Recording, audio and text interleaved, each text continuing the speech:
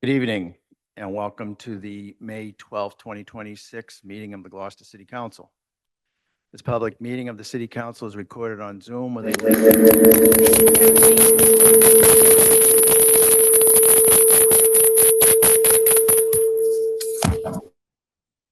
Mike, is that yours? Oh, all right, I'll start over again. This meeting. You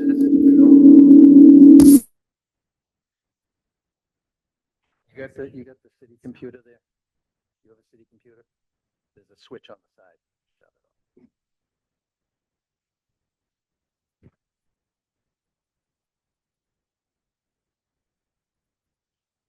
off. All right. Try again. You gonna go for a third time? All right, this public meeting of the City Council is recorded on Zoom.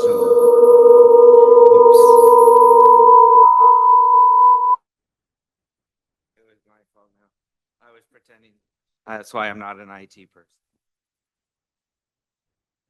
All right, I guess this public meeting of the City Council is recorded on Zoom with a link that is posted on the agenda. You are calling in on a phone.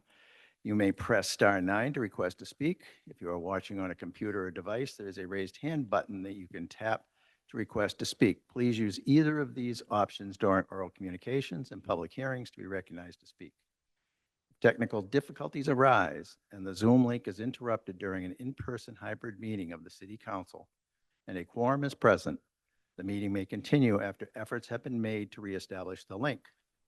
The minute shall note the interruption.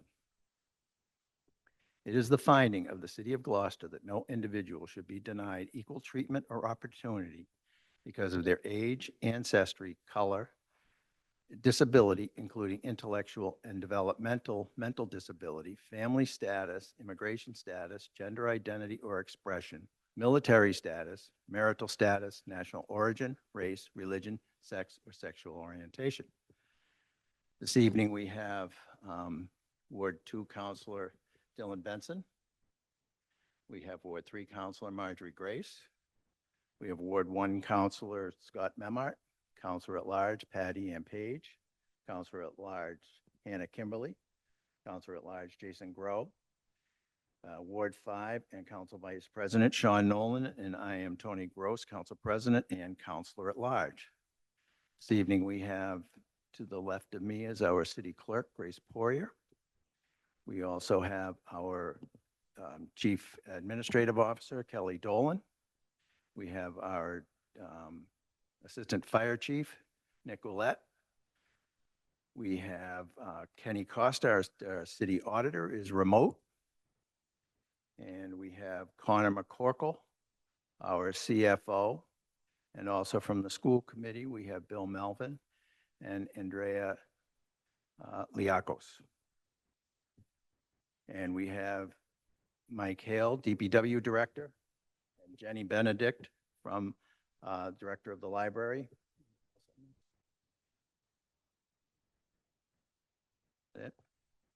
And Councilor Majota had a conflict this evening and is not with us. All right, we will have the flag salute.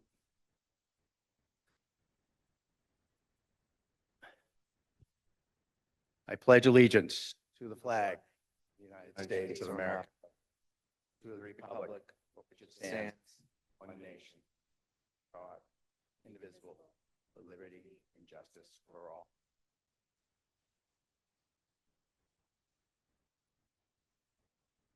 Next order of business, Madam Clerk. Oral communications. The public shall have the opportunity at every regularly scheduled meeting to be heard under oral communications on matters not appearing on the agenda. Oral communication shall allow any resident and/or property owner and/or business owner who has a request or complaint of any nature relative to city business to appear before the council, make their statement without debate, and the city council refer matters to the office of the mayor. Persons speaking under oral communication shall be limited to 3 minutes each. Before we begin oral communications, I just wanted to announce that tonight we are postponing a public hearing in case anyone's here. And it is the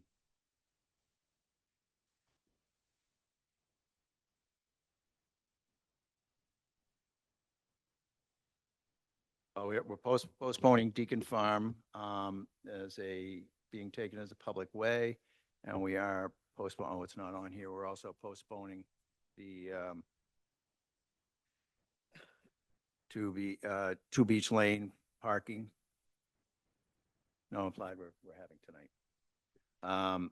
So Two Beachland Avenue for an outdoor parking permit. So if you're here for that this evening, that's being referred back to P&D and the, what was the other one?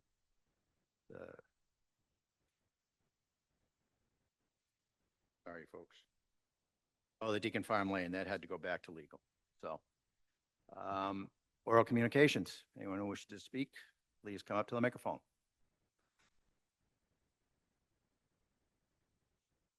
Hello, David Enos, 2 Haskell Court. Over the last several years, something has come out that's strikingly noticeable, and it's the percentage of the city budget overall that goes into the school department. Last year's school budget has been reduced to 32% of the total municipal budget. And whatever that is, it is. But what's important to look at here is our surrounding communities and also including the 25 schools that the Massachusetts Department of Education compares us with. We are third from the bottom of the list for the percent of the city budget that goes into funding the schools. The only schools lower than us are Somerville, which has a very large commercial tax base, and their budget is way beyond what we could even imagine, and Dennis, who has a sweetheart deal with Yarmouth that they're not paying a lot of their budget towards schools. It's interesting to note that the next school above us on the list, which would be number 17, is Medford at 39.1% compared to Gloucester's 32.5%. Above Medford is Salem at 42.6%, and it continues on the way up. Almost all schools are putting at least 10% more of their municipal budget into the schools, cities and towns, that is. And looking at some of the numbers from the Massachusetts Division of Local Services, it's a department of the Department of Revenue, and these are numbers that have been reported by the city of Gloucester to the state. And one of the things that we show here is that we are expected I'm sorry, let me just go straight to the budget. Page 18 of the budget that's been posted online shows an expected increase just shy of $10 million for fiscal year 2027. Proposing that the school department can only have $1 million isn't even close to the 30% of the total city budget that increase could be going to. Page 22 says that there will be no change in the number of positions in the city schools. It says 700 whatever, and it says change 0. Yet the newspaper is filled with articles, and everyone knows that we're looking at the loss of 20 positions at the school system. And page 28 shows the stabilization fund having $17.8 million. I think that you need to take another look at where these funds are going. I haven't seen anything in the newspaper of any other department in the city that's being cut. And we're balancing the city's budget on the school department. Thank you very much for your time. Thank you.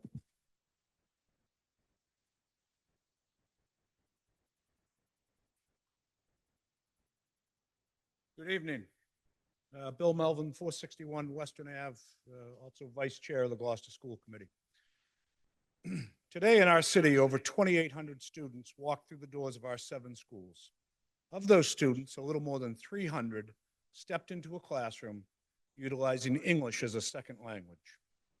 24%, or over 670 of our learners, got off the bus or out of their parents' car with a documented and verified learning disability.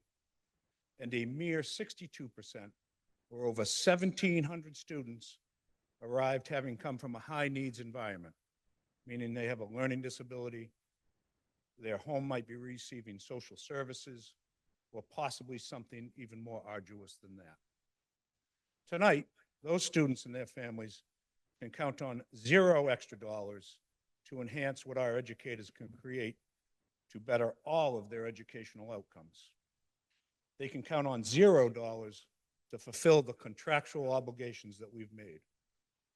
What they can count on is simply enough money to cover the rise of health insurance costs for our educators and staff. This from a city that is looking to practice collaboration with our education professionals, remembering always that our commitment is to the success of our students. Council, as I suspect most of you know, public education is a people business and is rarely successful unless it's seen through the lens of an educator looking at a student and saying, keep showing up, keep doing your best, and we'll get there, just keep working at it. For many of our students and citizens, including the perennial C+ students that stands before you tonight, those words can be a lifeline. They can be words to keep a young person in school and give them the confidence to go beyond their station in life. Who knows? Maybe they'll even make it to the Gloucester School Committee. What they are not is simply words concerning a budgetary number that we need to get to. Despite the naysayers, as a member of the school committee for over 5 years now, I can say that the groundwork has been laid that will continue to help push our schools forward. Not providing a level service budget, which simply keeps our staffing and offerings at current levels, is a disservice to our families and contradicts the spoken statement by some that strong schools are really what Gloucester needs and is their future. It is my hope that those sitting here tonight will find the resolve and the money needed to help us to continue to create a school system that we can all be proud of and that we can call the shining star on our city's landscape.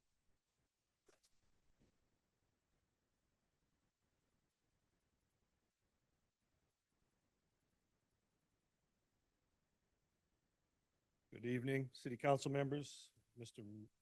Mayor's not here. Okay, never mind. My name is Rich Francis. I'm a social studies teacher at Gloucester High School.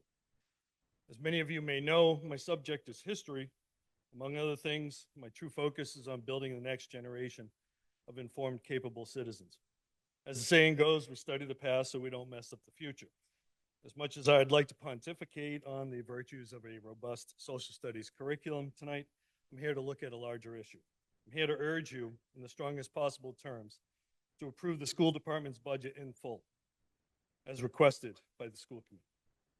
As everyone here knows, the city budget is more than a spreadsheet of expenditures.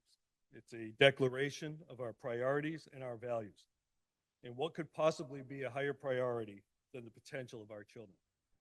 And what does it say about our values when every year we debate whether that is our number one priority? When we talk about fully funding our schools, we're not talking about a line item. We're talking about an investment in our collective future. The quality of our education system is directly correlated with the prosperity and strength of our city tomorrow.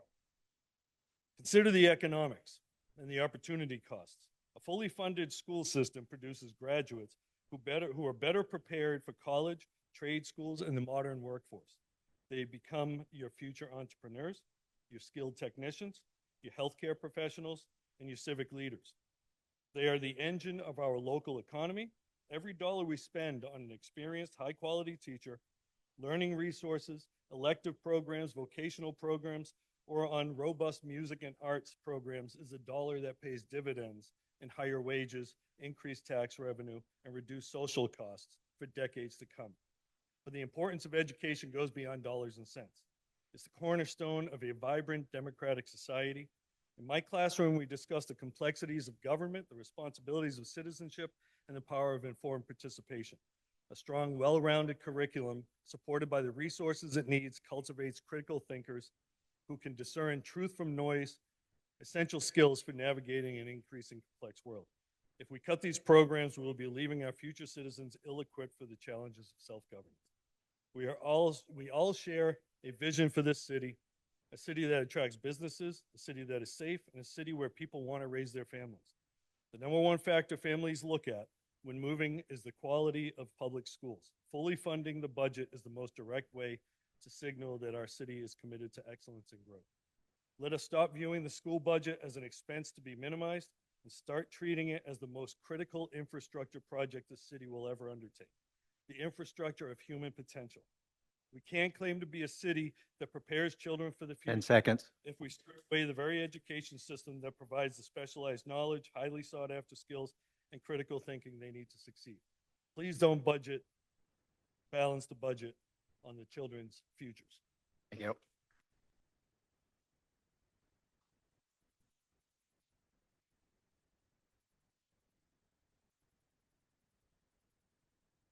Hi, I'm Dan Graham, One Bickford Way. I am a social worker at O'Malley, and I am a proud parent of an East Vets fourth grader. I go to school every day with one thought in my heart, which our city represents in this most sacred space in this whole community, which is build not for today alone, but for tomorrow as well. That is literally our children. And what I am seeing right now, since 2 years ago, we had cuts. Last year, we had a battle that none of us want to go through again. And yet, when I think about those kids that I'm supporting, Thursday, we had a teacher appreciation lunch paid for by the PTO. We all had a cookie in our mailbox. And two of my coworkers, I had more than two get told their jobs were lost, but two of them were my former students who we made a promise to when we educated them that they would have a future. And on Thursday, we told them that, sorry, kids, suck it up. You're not coming back. This is unconscionable. We have a duty to take care of our children and take care of Gloucester's future. My daughter is 5th generation to live in our house in Rocky Neck. Her great-grandmother sat on the school committee. Her great-uncle sat on the school committee. Her great-aunt, Ellen Sibley, was one of the best principals we've ever had in this city. I work at the school. My wife, who's been cut twice, has committed to this city. We devote ourselves at low levels of pay to make sure that our kids are successful. We know from 2 years ago that the budget problem is out of district costs for special ed students. Can any of you look me in the eye and tell me how having class sizes of 30 plus kids are going to meet those kids' needs and stop that bleeding?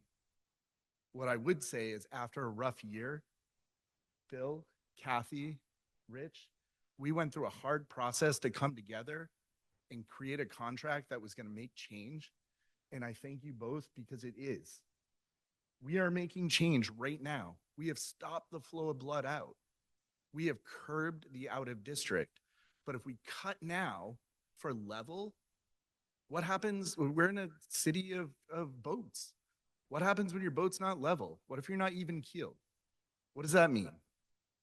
It means you either sink, you go down, or you get off course. But when you're even keeled and you're being steered in the right direction, 10 seconds. what happens? Success. You want to stop that $6 million budget outflow to other communities?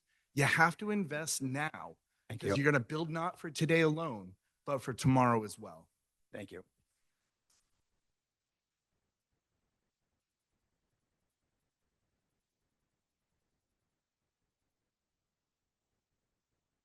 Good evening. Kathy Clancy, 78 High Popples Road. As you know, I'm the chair of the Gloucester School Committee.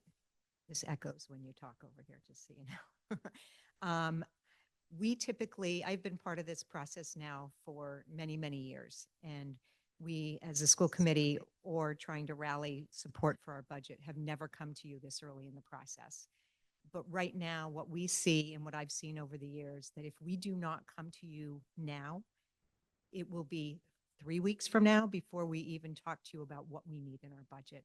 And you'll by then have reviewed all the other departments and you'll say, sorry, we just listened to everybody else and we can't really do anything for you. We are here to say, do something for us because now is the time. And you are the only people that can change what was submitted to you by the mayor. And I do not know why what we need is not more obvious to everybody in this community, I asked you to watch our public hearing tomorrow night, where the superintendent will go through our budget, and you can better understand the challenges and the needs and the ambitions we have for all of our students. We provide excellent opportunities. And as Dan Graham mentioned, we went through a very tough time a couple years ago, and many of you had people in front of you saying they needed higher pay. And many of you said, we support that. And now is your time to fund that. That is part of this increase. And we cannot do it without covering our health insurance costs, which is a killer. It is double-digit increases, and it has been going on year after year, close to 10%. The city never generates that much money. So for us, it always has to come out of cutting elsewhere. So we try to be very prudent with our budget. We have put forth a responsible budget, but that budget needs to continue level service at minimum. We have dreams, we have plans, long-term plans of adding more support for kids and adding more expertise. This is not the year, clearly. But when you're reviewing the other department budgets, I hope you look at it to say, are we being fair to the schools? Because it seems like we have gotten the leftover amount, and that is not right for our kids. Thank you.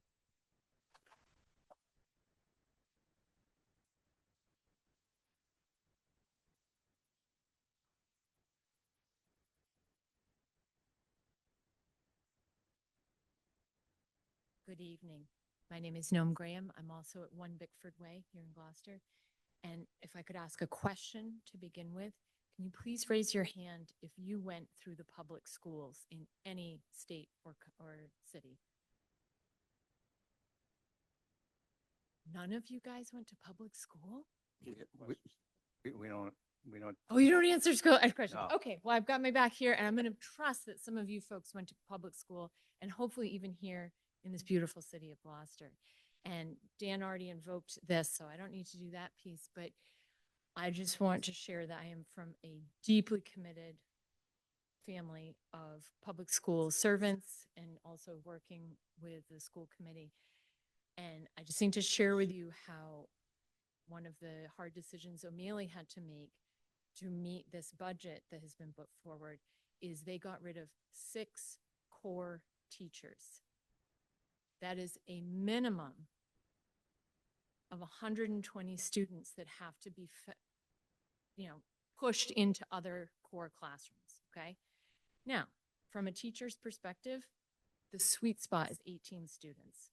20 to 25, still working great. It would be amazing if you had a paraprofessional in the room to help with your higher needs and special ed students. We're now going to be looking at classes of 30. You are not going to get the quality of education that you need, that Bill spoke so eloquently about, that we have made contracts, legal binding documents, and we're not going to be able to fulfill them under the conditions. Not to mention that, as Dan said, some of those teachers are students who went through Gloucester. And I'm sorry, I'm going to try very hard not to become emotional, but as I said, I am deeply committed to public schools. And for the first time in my life, I am afraid to send my daughter up to O'Malley.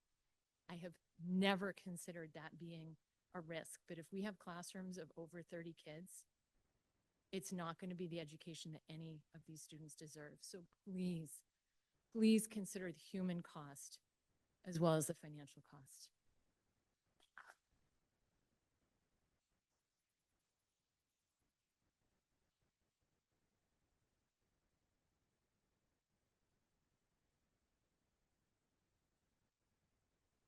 Good evening. My name is Eric Lee.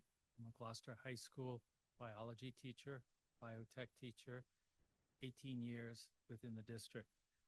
I'm going to invoke a mentor of mine, Anne Margaret Ferrante, and the investment that she had put into the city to try to change the nature of our economy, to work towards workforce development.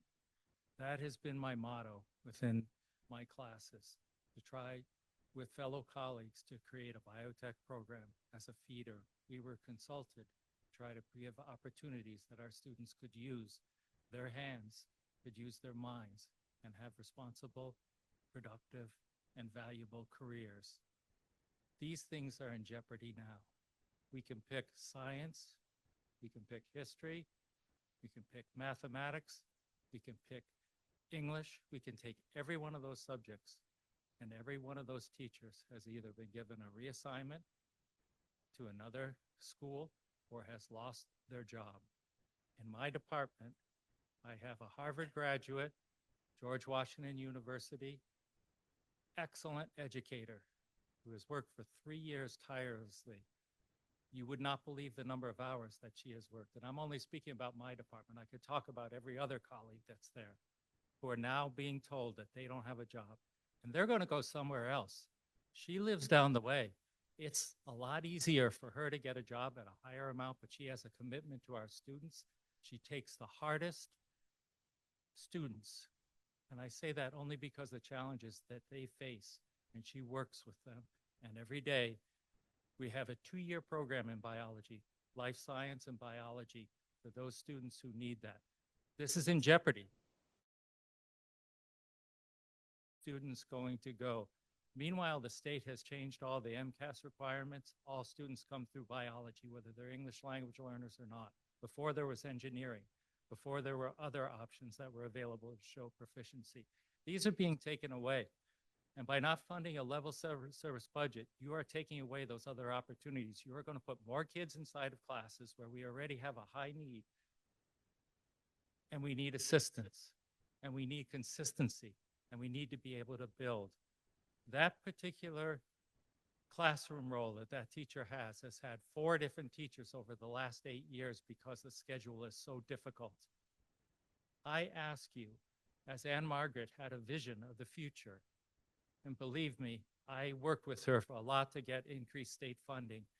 She had a vision to invest for workforce development and give the opportunity 10 seconds. that students need. So please, level funded is not too much to ask for our students.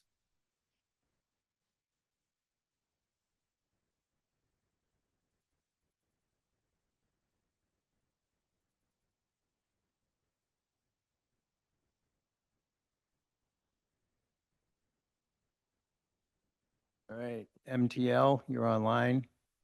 Bring you in. Name and address for the record, please.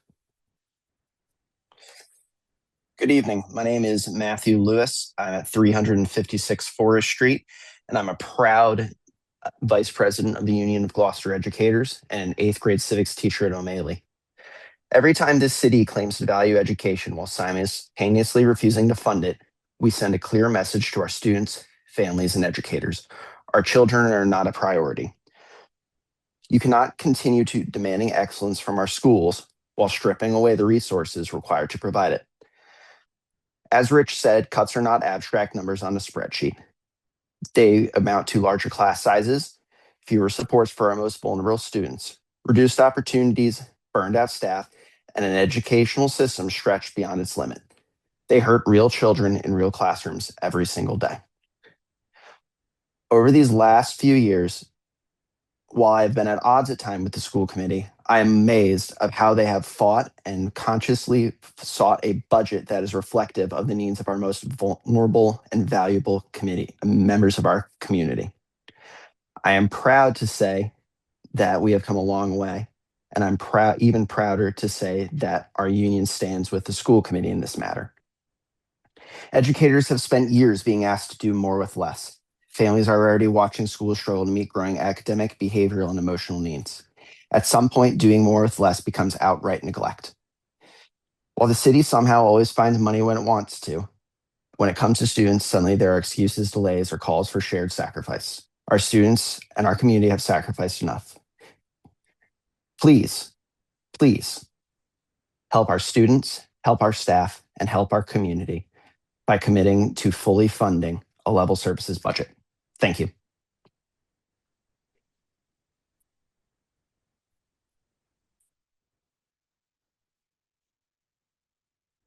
Dawn, we're bringing you in. You want to name and address for the record, please? Yes, my name is Dawn Leone. I'm at 110 Prospect Street in Gloucester. Good evening, City Council of Gloucester. I'm speaking tonight as a parent of an autistic eighth grader at O'Malley Middle School. I want to share with you a personal story as to what his life in Gloucester has been. When he first entered the Gloucester preschool, he was considered nonverbal.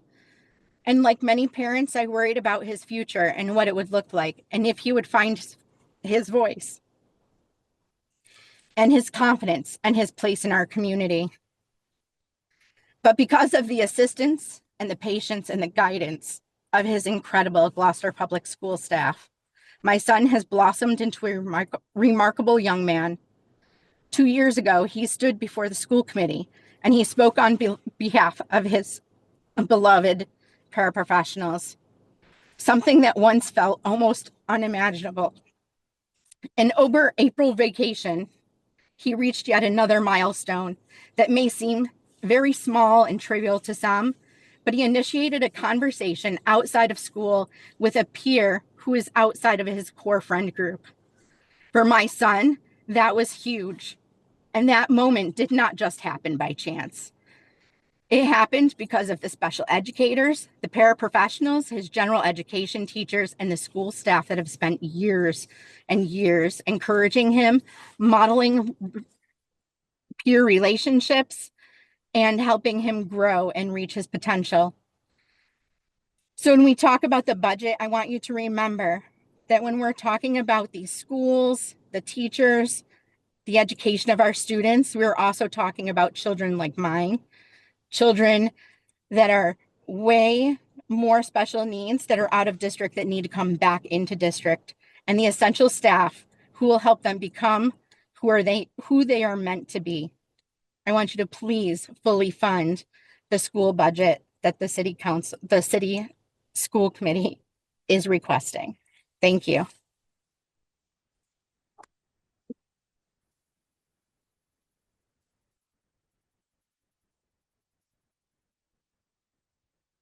Is no one else online? Anyone else in the auditorium? Okay, seeing none. Next order of business, Madam Clerk. Please stick around and see what's going on here. A presentation by the DPW Director, Mike Hale, with an update on solid waste transition.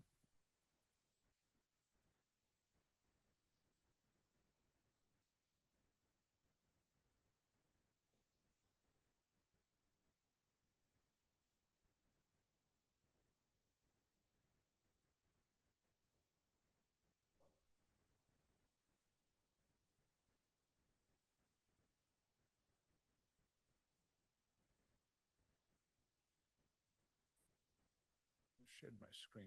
See it up there?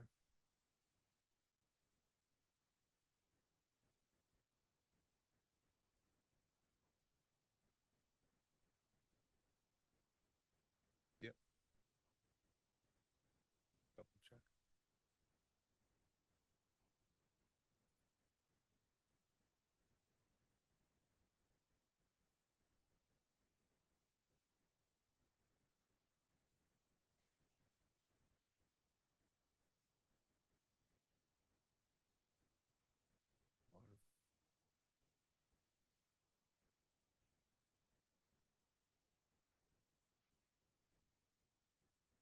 Okay.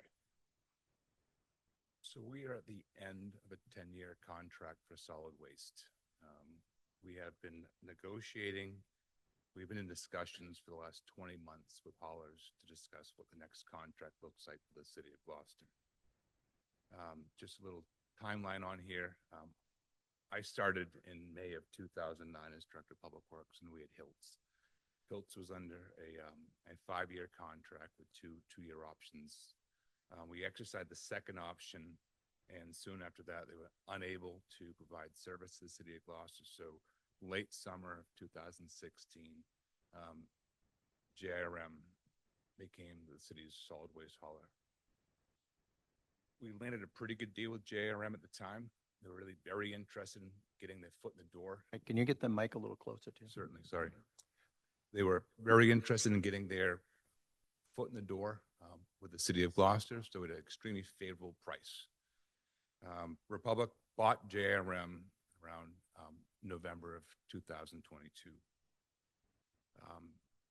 We have been a pay-as-you-throw community, first with tags, and then we switched to bags around 2009.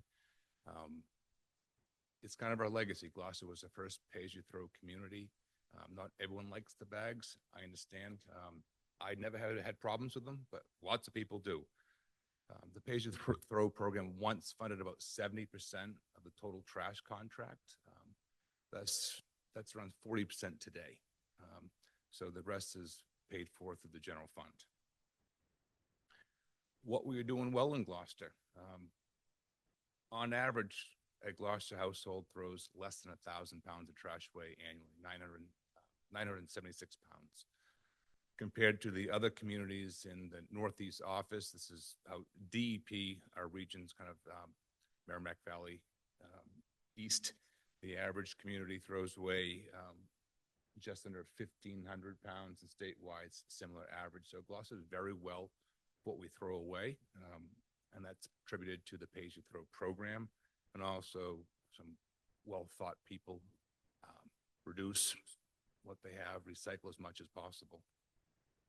The cost of disposal in Massachusetts is through the roof. There are no more landfills. The state's not permitting them.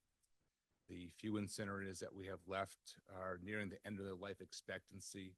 What's going to happen with solid waste in the future is not known in Massachusetts. A lot of solid waste is hauled out of state through trains. It's going to be a very difficult thing for the next generation. This is a small little bar chart of what our solid waste numbers have been over the years. Again, going back to when I first began in 2009, just under $2 million, and we're anticipating the next contract to be just south of $5 million for collections and disposal. It's a huge increase, but you also have to recognize that the contract we have had for the last 10 years was extremely in our favor.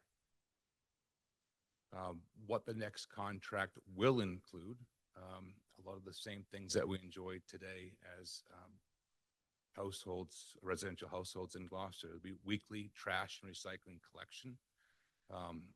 They'll offer bulk item and appliance pickup at a fee. Lawn and yard waste collection will be 7 weeks annually. Then you have your annual, if you throw your Christmas tree away, we'll be collecting that soon after the holidays. What the next contract will look like will also include automated collection. The days of a guy hanging off the back of a trash truck are over. You're not seeing that anywhere anymore. Number one, labor is very difficult to find, and it's a very dangerous profession. The workers' comp insurance for trash truck drivers is through the roof, trash truck haulers. And you can imagine hanging on the back of a truck, and no one in the industry are you allowed to do that. Optimized routes, automated toter collection, and obviously the MRFs, material recovery facilities, that become more updated for sorting over the years for better recycling processing. We're looking at a 35-gallon cart for trash, similar to your same size trash bag you have today, and a 65-gallon cart for recycling, which should be able to handle everyone's single stream for a week. Something that most people don't know is we have never paid a disposal fee for recycling in the city of Gloucester. We've always been able to negotiate that out. Everywhere in the Commonwealth right now, recycling is more expensive to manage than solid waste. We're going from $0 to $125, and that's the average of all firms that we've spoken to for this cost of disposal. Right away, you're adding $750,000 plus to the trash contract. We enacted single stream in 2014. If you remember, before that, we had dual stream recycling. Paper and cardboard is separated from other tin, metal, plastic, and glass. The commodities market really took a hit around that time, and it made no sense to try to sort materials at the home. They can sort them at the facilities and make better use of our time. Recycling is mandatory. It's mandatory by the city ordinance as well as the Mass DEP. There's no way around not recycling, and we must do it, and for good reasons.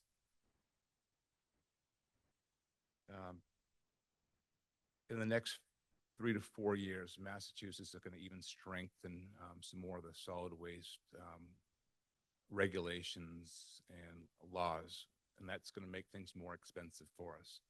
Now, the idea of this contract we're looking to negotiate right now would be a 5-year contract, which again would require the blessing of the city council to extend a contract that long with a number of option years and get us out, 5, 6, 7, maybe 8 years out before we have to do this again.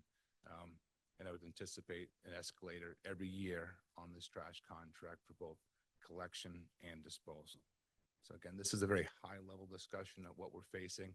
I've mentioned this at the last 2 years' budget meetings to be ready for this. This should come as no secret to anyone. You read any of the local newspapers from the North Shore, you're seeing other communities going through the same thing. It's a tough pill to swallow when things are very expensive for the city to begin with, and you add this on top of it. It's another expense that we have to somehow work around. There are no options for us. If this was a service that any one of us paid for out of our own pocket, it'd be significantly higher. If you had a couple of toters at your home, you're looking at $100, $150 a month for a private hauler to come pick up your trash monthly, not weekly. And this, I think, if the numbers work out the way I anticipate them doing, and depending on how we split these costs, which have not been determined yet, looking at probably $400 per household per year, which isn't too much different than the costs of throwing one bag a week away today. So again, high level, no decisions have been finalized yet, but we're getting close. This contract expires the end of September this year. So we're going to be moving pretty quickly from this point forward. So that's what I have for you tonight. Certainly open for questions. Councilor Nolan. So, Mike, I know we're a weird city with a downtown area, and you can't grab barrels over parked cars on, like, say, Chestnut Street. Is there any ideas on still serving those routes with people on the back of the trucks to grab the trash over the cars? And in larger areas such as Ward 5, 4, and 1, not so much in 1, but mostly Ward 4 and 5, where there may be the ability to save money with the contractor can use the automated truck to grab the barrels. So we've had this discussion with every hauler. As much as we like to think we're unique in Gloucester, we're really not. There's a lot of cities that have automated collections. Anywhere in the metropolitan Boston area, this is the norm today. They have methods that they can do this. There might be a smaller truck in the downtown area for that day that can fit in and around those streets easier. And then maybe a second person with that driver during those days to help get carts out to the street and wheel them back to the curbside after collection. There's a number of streets downtown where this is going to work fine. There's a number of streets where it's going to be more difficult, but all the haulers we've spoken to see this as a challenge, but not something that they can't get around. Excellent. Thank you. Councilor Benton. Thank you. Yeah, and first, I know in a lot of other cities and towns that have even narrower streets, they make it work, and we will make it work. Curious if we're looking at totes, we're looking at recycling totes. Have you thought of looking at the grants that other communities have considered around getting those totes for specifically for recycling? I know there's the recycling dividends program from the state. Is that something we could look at for specifically getting the bins on recycling, if that makes sense? So we apply for the recycling dividends grant every year. Okay. We're pretty successful. It's very small relative to the cost of toters. Okay. We have DEPs following this contract negotiation like they do all cities and towns. We have a very active Northeast office. And we've already filled out additional grant paperwork to be in the queue, which could be a significant number, but to be determined. It's too early to determine. Be successful for that. And there's some criteria within that grant that we have to meet. The toters have to be made of a certain percent recycled material, certain size. And DP really wants to see the city of Gloucester kind of, stay the course run right now due to the fact we've reduced solid waste so much in this community, and the city should feel pretty good about that. So I actually, I don't know if anyone, what would you, because as we look down the pike, what would you suggest to residents? We're doing a really good job with recycling, doing more so that they're more recycling, so they're reducing their waste even more, if that makes sense. I know that there's now going to be a cost for recycling, But I think overall there's a benefit because we're now looking at problems coming down the pike where you said there's nowhere to put this trash. Specifically in Massachusetts, it's going to be the next generations that's going to be dealing with that. But do you have any advice for residents specifically of how to reduce even more? And could there even be more programs that we could consider in the future around food and waste recycling, stuff like that as well? If there's obviously a cost in that, but. I think, we've looked at organics collection before, and it's an expensive proposition for the city to take on for all residents. But anyone who's interested, and there's a number of them out there today. The market has a very different item. You can pick weekly, bi-weekly, monthly. There's all different ways that a homeowner could reduce their solid waste and divert that organics to a composter. Black Earth's out of Manchester, great company. They have a lot of clients in Gloucester, on Cape Ann, certainly Gloucester, that a family could use them. Just mindful purchasing. What are you purchasing your products in? There's a lot of waste at the grocery store, a lot of packing materials. They're not recyclable. And again, the commodities market drives what's recyclable, not just what you think is. Just because a recycling emblem on it does not mean it's recyclable. It's made out of recycled material. And certain products just have a shelf life. There's no more life left in that product at the end of its current use. Yes, we paid $0 for recycling, so it made a lot of sense to divert that to recycling in the last 30 years here in town. Recycling is going to be more than solid waste, but that doesn't mean don't recycle. Just recycle responsibly and hold the course. Again, Gloucester recycles a fair amount, and you can see our solid waste numbers are down compared to other communities in our area.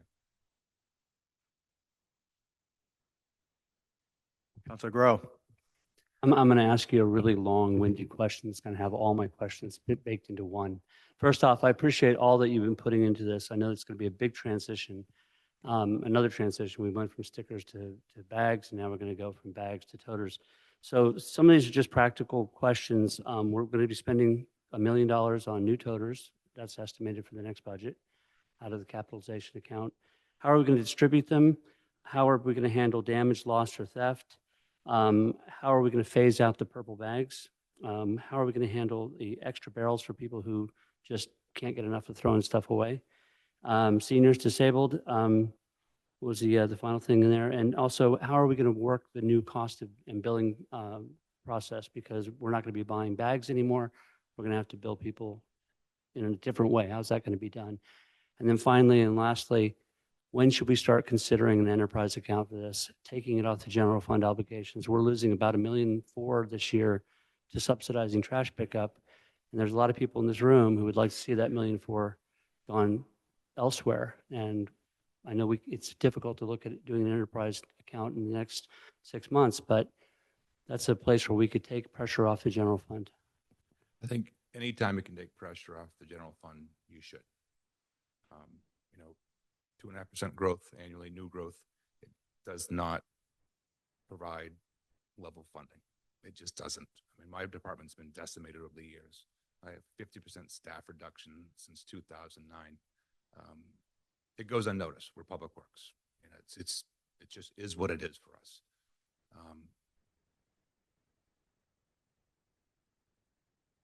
The toters will likely be rolled out through the vendor themselves.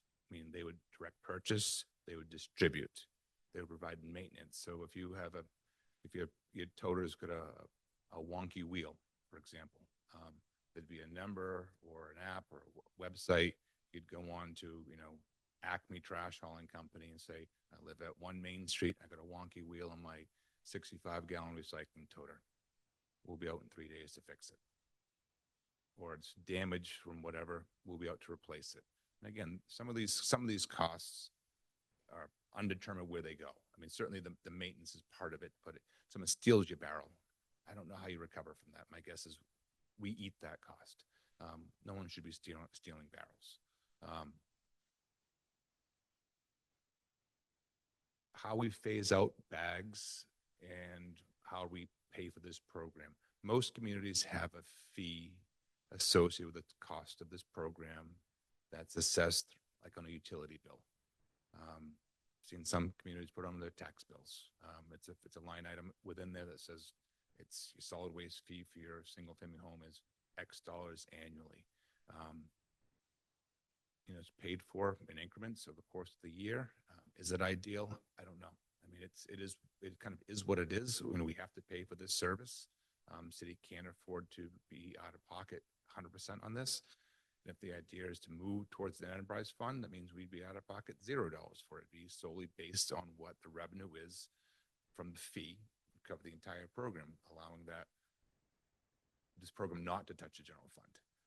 I think if we're going to discuss an enterprise fund for this, we start the discussion now for the next fiscal year, not in 2 months. I think 2 months is probably too quick to work out any of the bugs.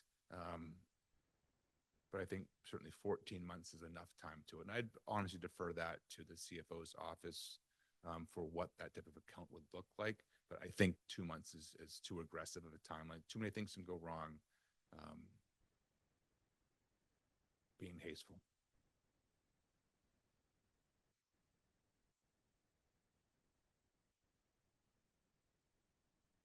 Councilor Benson. Thank you. Just one last question, and kind of going what Councilor Groh was speaking to is the overflow. I know other communities, they do bags if there's overflow. Is that something we could consider? And I think that would be a way to kind of also reduce waste. Something to think about if we could look at that. Maybe we keep bags in, but they're just specifically overflow, and then they come in. Obviously, there's a lot that goes into it, but just something to think about. Sure. Oftentimes, the overflow bags are associated with communities that have back of the truck loaders. And so you may be allowed a barrel a week, a traditional trash barrel. And anything that doesn't fit in there, you could buy an overflow bag. Overflow bags do not work for automation because now that driver needs to get out of that truck, go to the curbside, grab that bag and put it in the truck. There are communities that offer, let's just say you are a heavy trash user. You've a lot of folks in your home, you guys are making a mess. You could request a second toter at a fee, and now you can fill up your 2 toters and keep your home clean. That's, again, it's your choice. If you choose to pay for it, you get the extra service. If not, you have what everyone else has. Councilor Groh. Just a quick note, there was a recent story about Beverly and Mayor Cahill raising the trash pickup in Beverly from $100 a year, which I don't know how they did that, to $415. So we are not alone in this trash mess. Certainly not. This is a topic that I hear monthly at various professional meetings about the challenges that not just eastern part of the state, central and western part of the state are facing. It's just there's no place to get rid of trash. It's very expensive to do so. And the labor market for CDL drivers for these trucks and other labor that's associated with this is not there. They raised the prevailing wage for zone, I guess all the state, but certainly our zone 2, in the winter of 25, retroactive to July 1st, 24. That was a big hit for the city's budget. We weren't anticipating that. It was after we settled our fiscal year budget. We're paying, thousands of dollars extra every month. It's just the cost of doing business in the Commonwealth is very, very expensive. A couple of questions, Mike. When does this contract expire? September 30th. The current one is September 30th. So we'd be looking to enter in day 1 to be October 1st or the Monday there, whatever that is. And are the haulers themselves that you've been discussing things with, because I'm sure that there's a finite number of haulers here in Eastern Massachusetts, are they driving the automation? Are they the ones who are saying this is the service we offer? Yes, well, 2 questions. There is a finite number of trash haulers that are sized to handle the city of Gloucester. The industry itself, and it's not just the haulers, it's their insurance companies. It's a lot of factors go into a change in process like this. And we've seen other changes. There's a lot of things change in labor over years. And having someone strapped to the back of a truck is extremely dangerous. And the rate of injuries is high. And the problem is there's no bench, so to speak. It's not like you have all these extra guys sitting at the shop at, Acme Trash Hauling, waiting to get in the back of a truck. They wind up without staff. And we faced severe shortages in the last couple of years with drivers and back of the truck labor, just because, and that's why sometimes trash is missed. You want to know why the trash is missed? Because they don't have labor that day to do it. There's just not a big enough bench. People aren't interested in this industry for work, and it's dangerous. Sir. Councilor Memard. Mike, thank you very much, and thank you for the job you and your staff do. Did we learn any lessons during the strike, Republic strike, in terms of what we went through and your department went through, the DPW, in terms of managing trash and recycling in-house for the city? Was there a lesson learned there that gives us any insight into our options going forward? Lots of lessons learned. We're not set up to have in-house solid waste removal in Gloucester. There's 15 bodies that work in the public service division. 15, that's it. They do everything from clean beaches to cut grass to potholes, sweep streets, cut trees. 15. We used to have 15 summer laborers when I first started working with the city in 1999. 15 summer laborers, now we have 15 total laborers, and we get 2, 3, maybe 4 people interested in working summers cutting grass. We're not set up for it. Poplar Street's not a very good place to house trucks. It's a residential neighborhood. We tried to be the best neighbors we could during that trash strike. It's difficult. If you have a loader moving trash, recycling, after hours, when they're in reverse, there's that reverse alarm. You can't turn that alarm off on that truck just because you're in a residential neighborhood. It drove some people to the point when they were not very happy with us. They understood. Their patience were,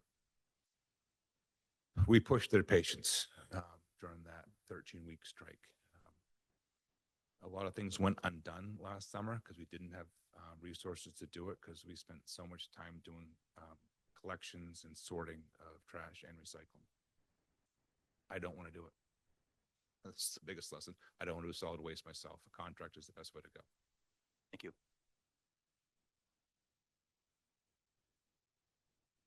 I guess that's it for questions from us. Thank you, Mike.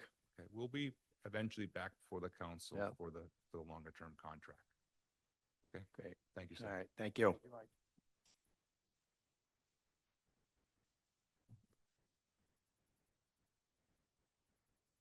Next order of business, Madam Clerk. Presentation by the Library Director, Jenny Benedict, with an update on the 2025 Sawyer Free Library renovation and addition project.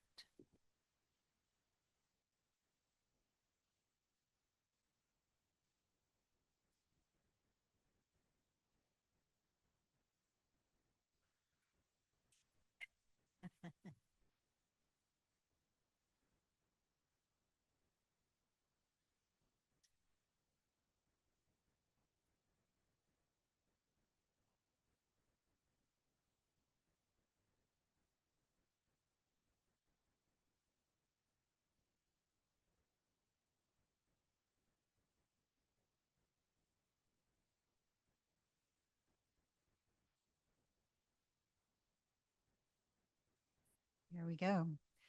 So good evening, Council. Thank you for this opportunity to share an update on the Sawyer Free Library project.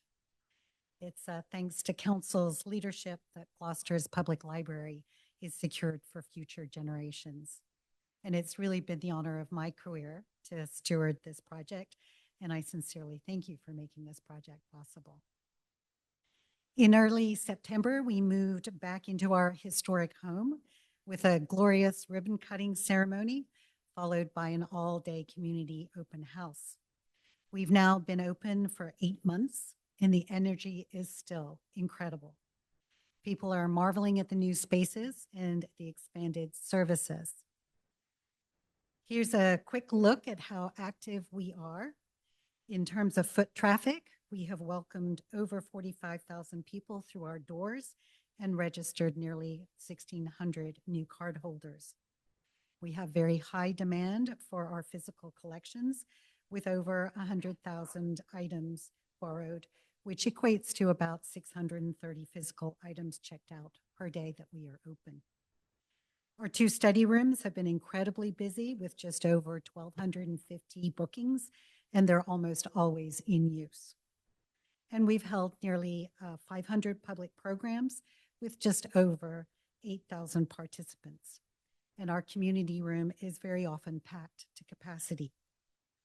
Library staff are doing an incredible job of meeting this surging demand with excellent customer service that ensures every visitor feels welcome and supported in our new library. Our public services are focused on 8 key areas. Up on the 2nd floor, Gloucester's teens have truly created a place of their own in the teen room. And the children's room and early learning center are bright, wonderful filled spaces for our youngest residents to play and learn. On the ground floor, the new Local History Research Center offers a wealth of resources for residents and visitors to dive into Gloucester's past and discover their roots. And the new Digital Learning Lab serves as a key community resource to ensure everyone has access to technology and the skills to use it. Experiencing the arts with beautiful arts exhibitions in the Matt's Gallery, as well as live music performances and films in the community room. Our Discover New Voices program celebrates local talented authors.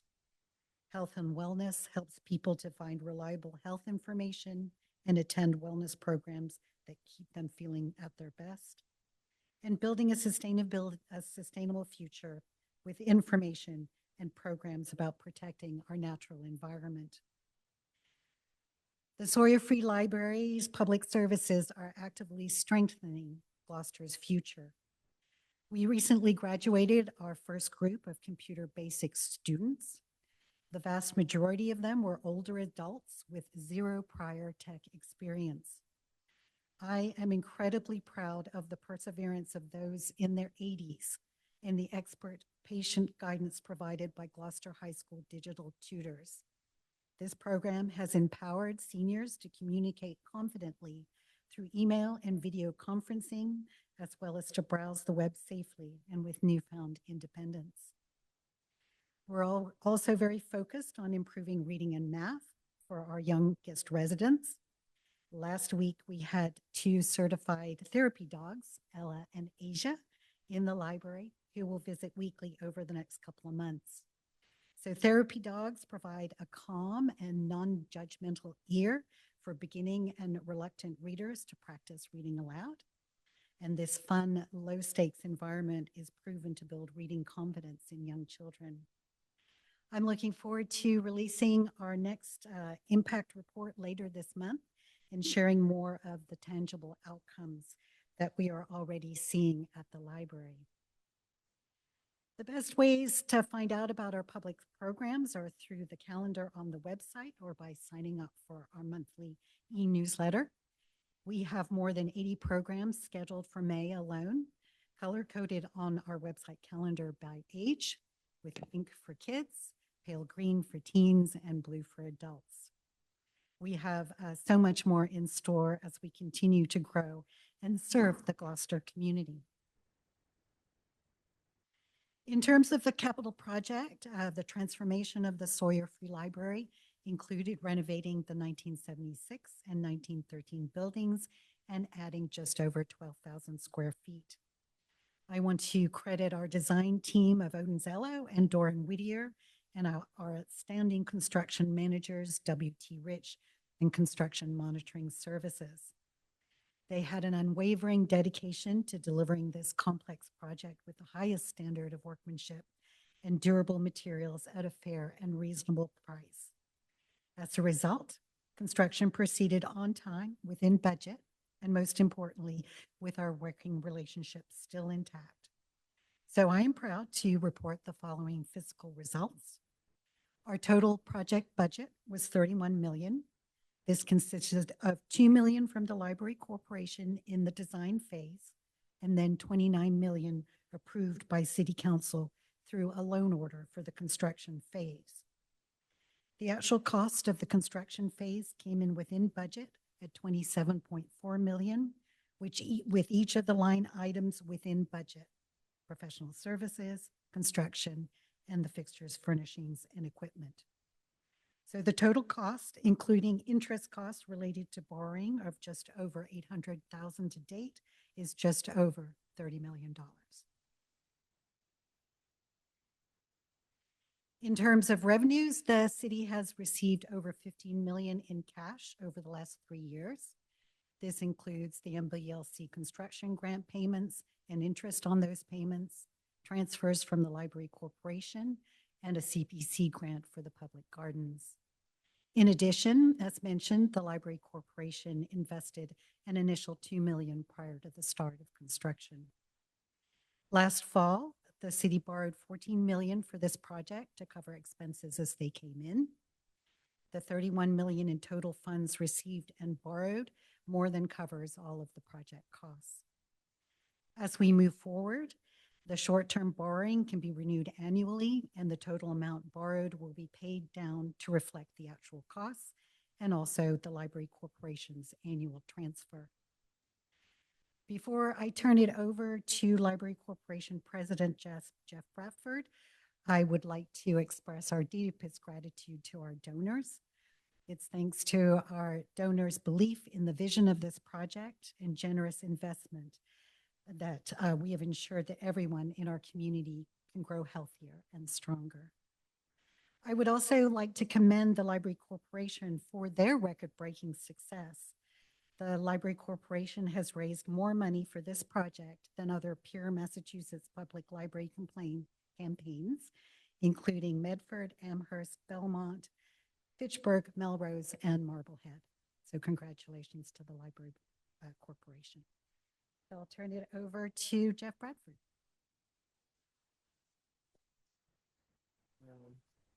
Thank you, Jenny, and thank you, counselors, for having us tonight. This thermometer, everyone wanted us to have the thermometer, so here's a thermometer, kind of shows the breakup of where floods have come from and what's left to be paid and how we're going to pay the city back. We are, sorry, I wrote something out, but what Jenny said covered most of it. I think a couple of big things to know here is that we are $1 million under budget, basically. And because of that, the city has actually borrowed more than they need to at the moment. So right off the bat, we're going to be ahead on the payback. You're fine.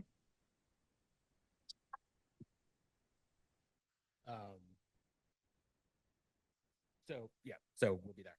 Sorry about that. So what are we going to do to pay back? Our plan is to pay back about $1.6 million a year going forward until it's paid off, right? We will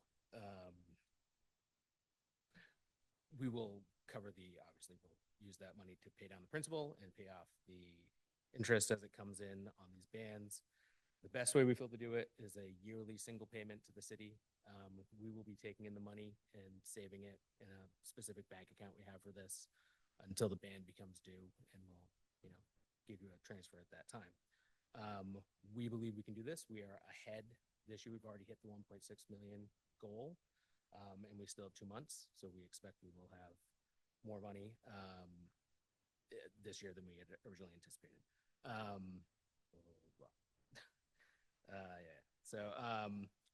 In particular, we have events that are going to keep going. We have some fundraisers, things like that.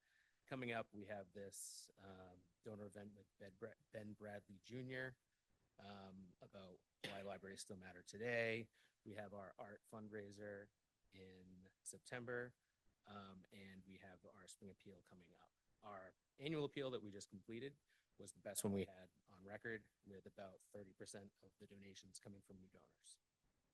So, yeah. So if you have any questions about our plan or the library's funding, come in. Questions? Councilor Page. Hi, thank you. Just taking off your thermometer here. 30.2, and I guess we've received about 15 million. That leaves it, is that 15 million gap? Is that what you're going to raise? No, And so out of the 32, we initially put in 2 million. You've received 16.4-ish about. We have another 1.3 that we've already allocated that we expect to add to before the end of the fiscal year. But like I say, we intend to send that over to pay off the band when the band comes due. Okay, so committed funding means what the city's received to date? Yep, nope. Committed funding is what we saw. No, I'm sorry. So let's go back here. So the city has received and borrowed and received funds over $31 million. So that is higher than the total cost of the project. The total cost of the project is around 30.194. This is just because of when the expenses were due compared to when the monies are received. So your Sorry. 14. Right into the mic. Oh, sorry. I really You can't hear. you at all. Sorry about that. All right. Thank you. Yeah. And she steps away. Yeah. So I think the first thing to realize is that the cost of the project, which is here at 30.194 million, is currently lower than the total amount of funds that have been borrowed and received by the city. So the city has received 15.215 and borrowed 14 million. When we look at the thermometer from the Library Corporation's point of view, the committed funding is 16.394. So what they are showing there is in the grants, corporate and individual contributions, there's 6 million. To date, 4.7 million of that has been transferred to the city. So there's 1.3 million that will be transferred this year by the time that the short-term borrowing comes due. Does that help? Yes, I'm still not clear what you got, where you come up with the 11 million, the 10,699. It seems higher, it seems like the gap's higher than that. Did I miss that? I don't believe so. Yeah. I think the do the problem is math? you have 14 million on the previous slide, and then you have 10.7 on the thermometer slide. So I think that's where the confusion lies. Okay. So there is, as I mentioned, the one set of 1.3 million to be transferred. There is also the amount borrowed is already $1 million higher. I don't believe that we've actually, we have the CFO come up here and tell us about what we borrowed, because we don't usually borrow money. If maybe we don't have Connor to can spend it, explain we to don't me. That's borrow good. it. Yeah, thank you, Connor. Yeah, so last October, we sold a bond anticipation note for $14 million to finish the construction of the library. So it has a slightly positive cash balance because they finished the project under budget. So when we pay that bond anticipation note in October, we'll be able to recoup that extra money. We're just going to get it back. So by my calculation, it's almost right in line with that. We're at about 12.6 million outstanding. They said they have $2 million in their fund, so that gets us to the 10.6. So we took out a $14 million loan, but didn't use all of it because the construction came in under budget, which is always a good thing.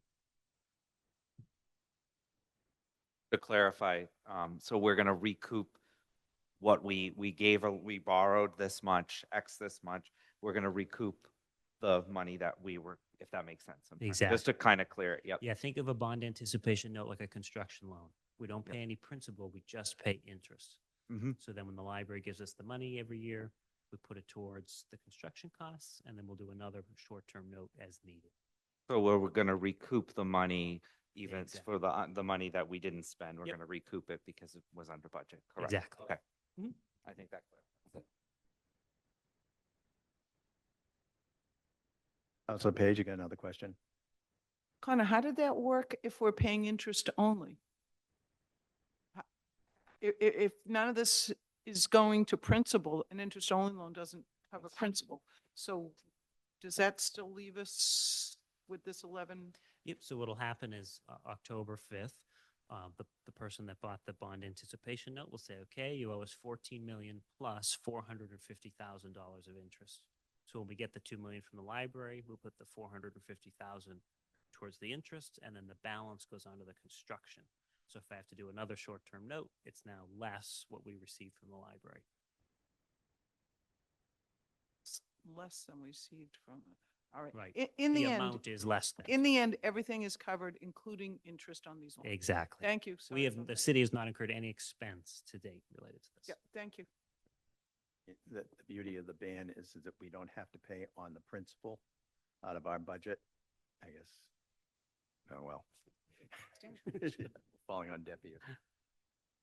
Councilor Grow. Just a quick question. We had the great luck of having the MLBC $10 million grant. Are there other large-scale grants that we are in line for, or is that ship kind of sailed with the construction that we've done? So I think we continue to look particularly at family foundations who grant funds. But in terms of sort of the federal and state level funds, no, there is not more grant for a building that's completed. Councilor Nolan. Under the fact that I trust Fran and Barry Weiner to make sure this works, we took an oath to just fund this, and I know that you guys will do it. I have faith in the library, and this will work out. And Connor, thank you for your words of wisdom. Fran personally guarantee this? I thought he did. Yeah, I think he did. The signature though. Anyone else? Thank you. That was good news that you guys are, going to annually get this down. It doesn't cost the city anything because that's the beauty of the ban, is it's interest only, which you guys cover. And so we don't have to pay any principal out of our operating budget. So it works out. And so keep up the good work. I know it's a tough slog now, because you've already hit the big hitters, but that's great. Anybody else? Thank you. Thank you for the opportunity. I think it is somewhat complex in the way the financial picture works, but I think it's very important for all of council to have a common understanding of what that is. So thank you. Absolutely. There was a lot of questions swirling around. So thank you. Thank you very much. Thank you.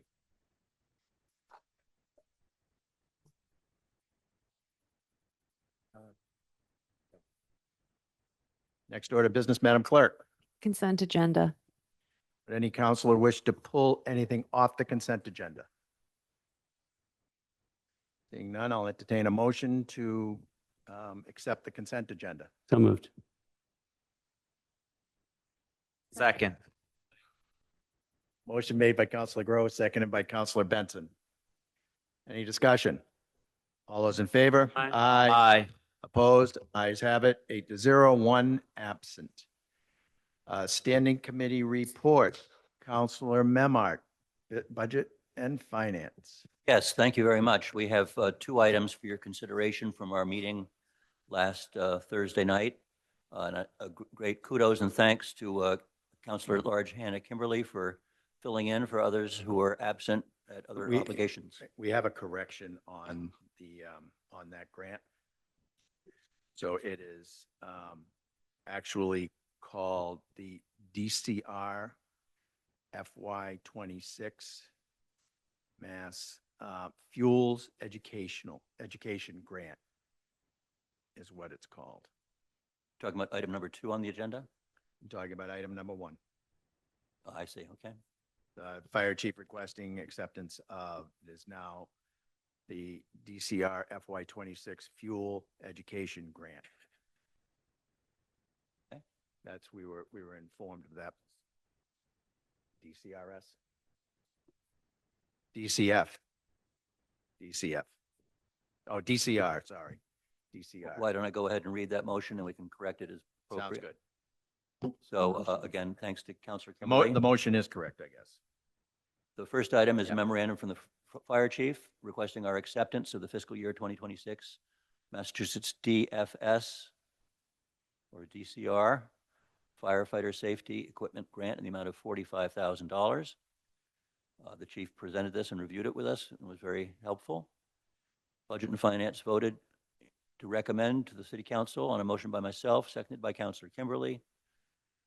We voted 2 in favor, 0 opposed, 1 absent, to recommend that the City Council accept a state grant under Mass General Law 4453A of fiscal year 2026 hazardous fuels mitigation grant from the Massachusetts Executive Office of Energy and Environmental Affairs, passed through the Massachusetts Department of Conservation and Recreation in the amount of $45,000, and this is for the purpose of improvement of the fire road access, mowing, and reduction of volatile fuels along strategic access points in high areas of concern, which were identified in the 2024 Cape Ann Community Wildfire Protection Plan. The grant period is through June 30th, 2026, coming right upon us, and there is no local match for this grant, and I so move. Second. Motion made by Councilor Memard, seconded by Councilor Kimberly. Discussion. I just would like to amend the introduction. Do we need to amend the introduction or no? Clarify. Okay. I So what the it's a item was. memorandum of the fire chief requesting acceptance of the DCR fuels education grant, not DFS fire safety equipment grant, Hazardous fuels mitigation grant. hazardous fuels. Okay. You didn't give me that. So, but the motion is correct. So, all those in favor? Aye. Opposed? The ayes have it. 8-0, 1 absent. And the work is correct too. They need to mitigate our exposure to wildfire on Cape Ann. Number 2, a memorandum from the superintendent of schools in a 2026 supplemental appropriation. This is number 18. This is in the amount of $300,000 for approval to use the Special Education Reserve Fund for fiscal year 2026 unbudgeted expenses. Committee recommendation on a motion by myself, seconded by Councilor Kimberly. Budget and Finance Committee voted 2 in favor, 0 opposed, 1 absent, to recommend that the City Council approve a supplemental appropriation 2026 SA number 18 in the amount of $300,000 from the School Special Education Stabilization Fund, transfers to School General Fund, account number is noted, to the Beaman School Special Education Specialist Professional Salaries account, as noted, and this is for the purpose of fiscal year 2026 school expenditures related to positions, instruction, support, and other related services for special education. And I so move. Second. Motion made by Councilor Memard, seconded by Councilor Kimberly. Discussion. Councilor Page. I just wanted to ask, I see that Kathy and Bill are still here. These say they're unbudgeted expenses. Were they unexpected? And if this is coming out of, I believe stabilization is commonly referred to as free cash, that's a one-time coverage. Is there some plan to pay for these ongoing? So were they unexpected or unplanned? And is there funding to pay this ongoing?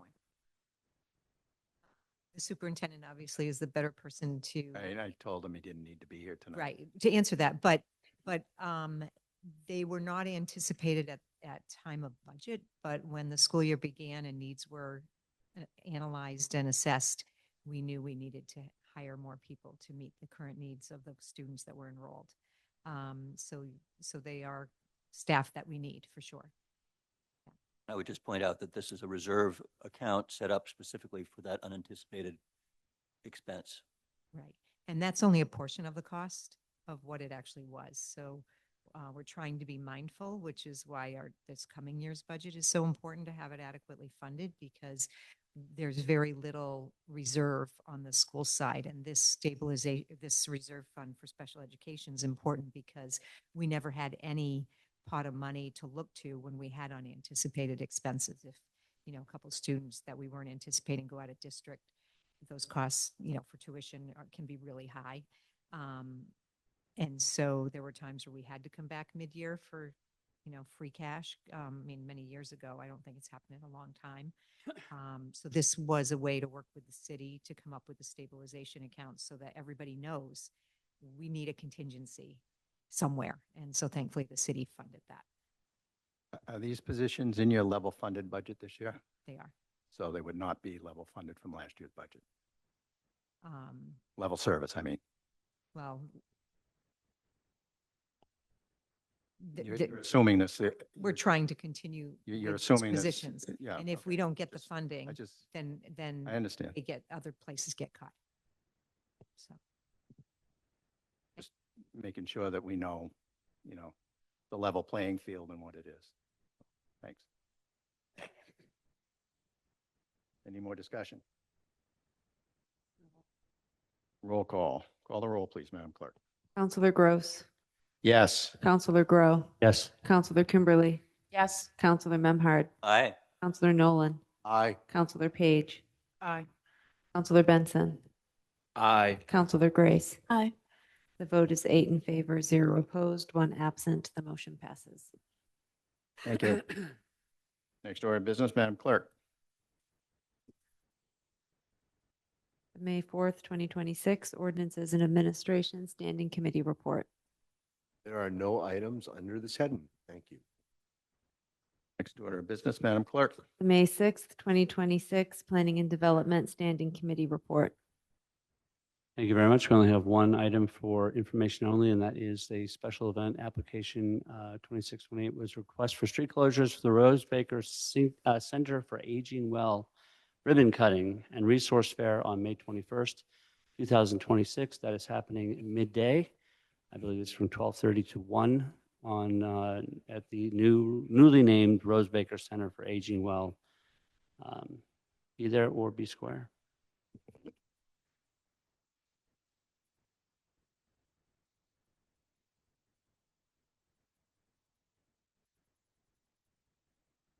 Next order of business, Madam Clerk.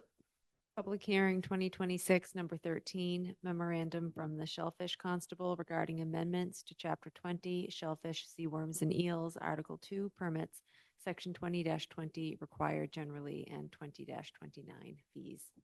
I'm going to open the public hearing. Anyone speaking in favor? I believe the Shellfish Constable is with us.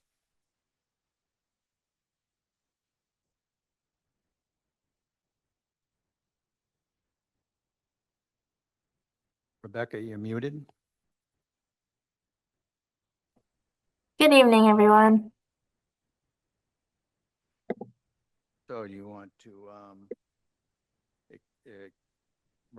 give us a little rundown on what you're looking for here?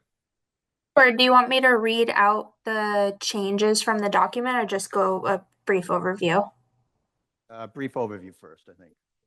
So what we're looking to do is just clarify some of the ordinances regarding permitting for recreational harvesters. We get a lot of questions from parents and grandparents and family members at the beach on what age their child needs to be in order to have a permit or to help them harvest. So we've added some clarifying language for non-commercial harvesters. In order to get a recreational shellfish permit, they must be 18 years old. Anyone under the age of 18 can still participate in the harvest of shellfish as long as they're in the presence or supervision of a permitted adult. That is the 20-20 update.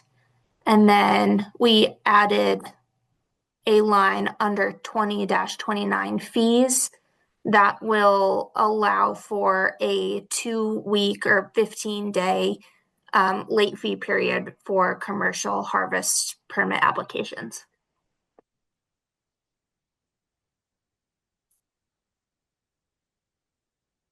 Okay. Is there anyone else who wishes to speak in favor?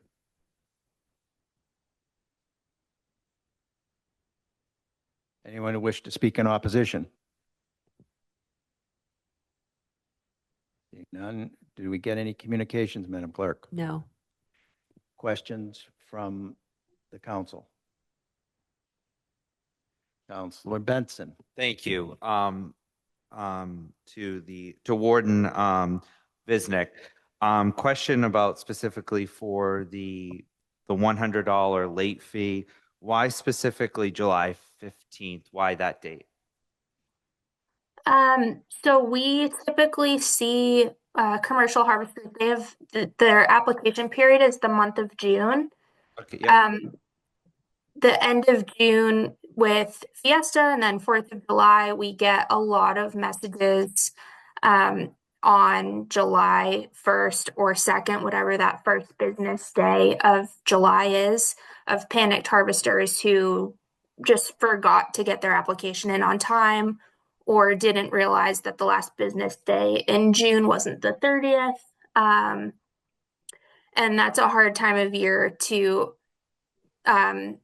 get the Shellfish Advisory Council together to talk through issuing late permits.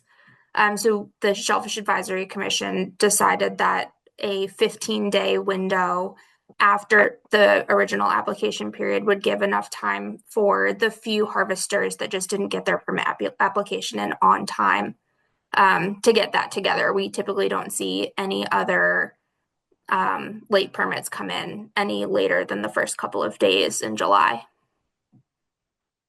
Thank you. You're welcome. Councilor Grow. And this is out of pure ignorance, but am I reading this correctly that a kid under 18 can't just go down to the beach and dig clams non-commercially if they're hanging out at the beach, whatever? That's not allowed. That's correct, just because of the public health risk.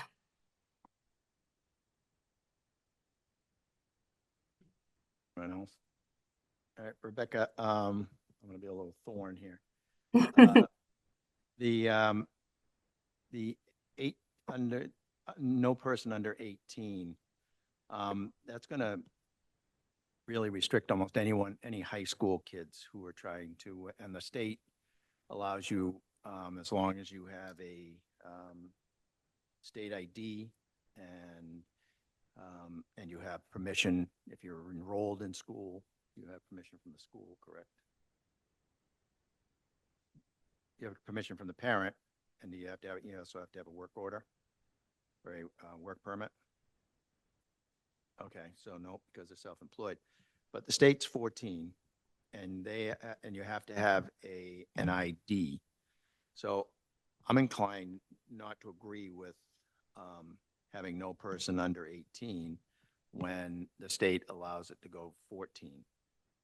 And how many, and I think at BNF, you said there was maybe 5 of these these teenagers who are actually doing it. So I don't see it as a big managerial issue. So I'm inclined to not want to. Would you just respond to that for the other counselors? Sure. I think I might read just the first sentence because I think that's where we're kind of looking at here. So for point number 2, it says, except no person under the age of 18 shall be granted a non-commercial or commercial permit other than a full-time student as defined in 20-3 definitions. I think you're speaking mostly about the commercial aspect of that. We don't have any student harvesters that haven't been able to get a document from school. We haven't run into that issue during the time that I've been constable. They've always been enrolled as a student. But you could have where they can leave school at 16. So you could be, someone who actually wants to be a productive contributor, both in, harvesting the shellfish, but also the tax ramifications and the tax contribution and keeping themselves out of trouble. I don't want to see them denied either. And usually, these tend to be family through the years that we've noticed is that, sons follow their father's footsteps in these things. So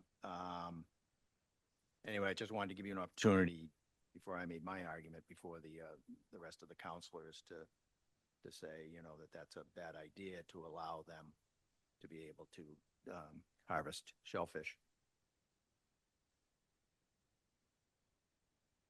Yeah, I mean, the intention of this was to give clarity around recreational harvesters, not commercial. Because that's where we see all of these particular instances. It's not with commercial harvesters.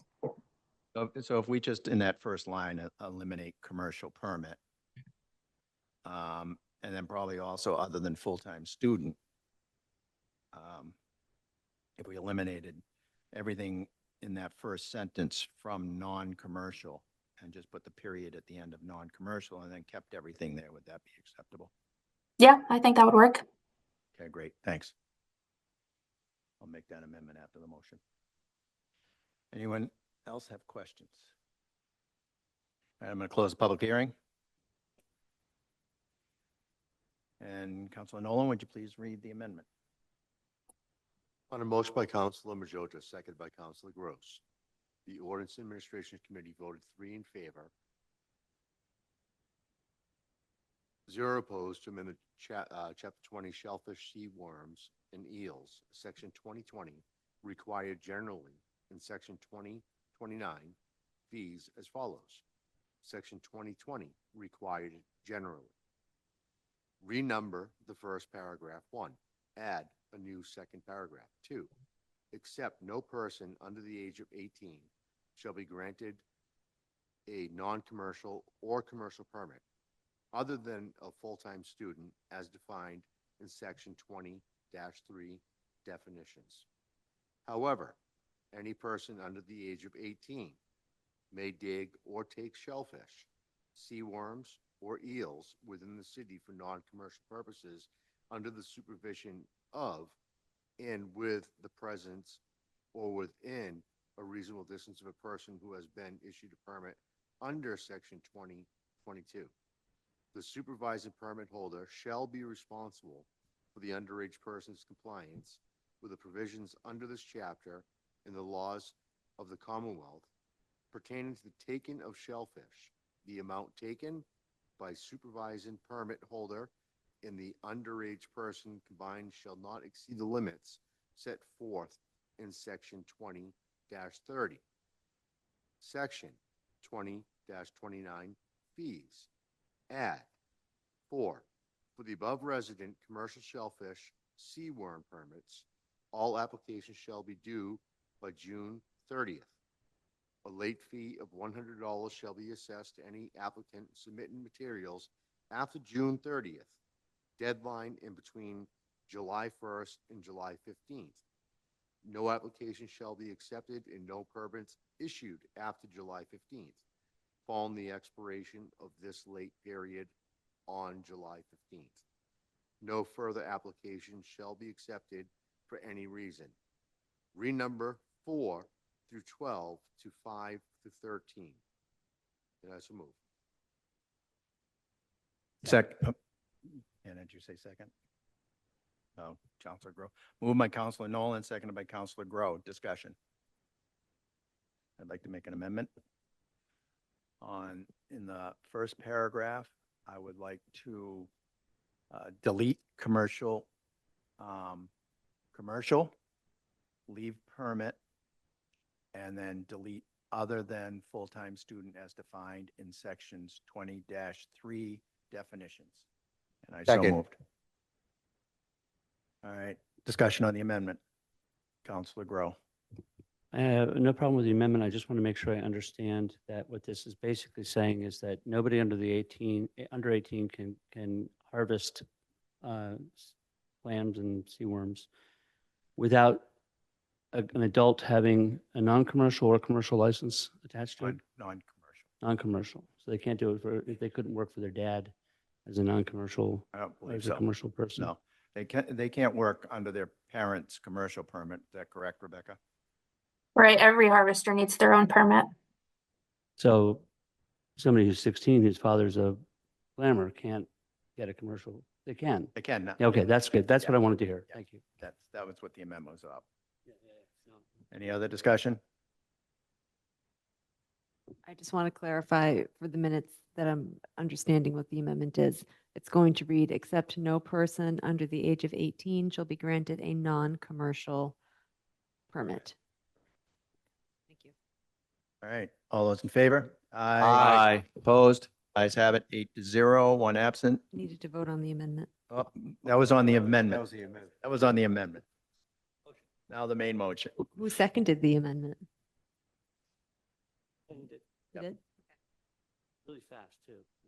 It was like before he Almost before he finished. Yeah, that was the other way around. Says Wa- Anyway, says all Wa- right, so we've also made and seconded the main Second motion. that. I think we already did that. So on the main motion, discussion. All those in favor? Aye. Opposed?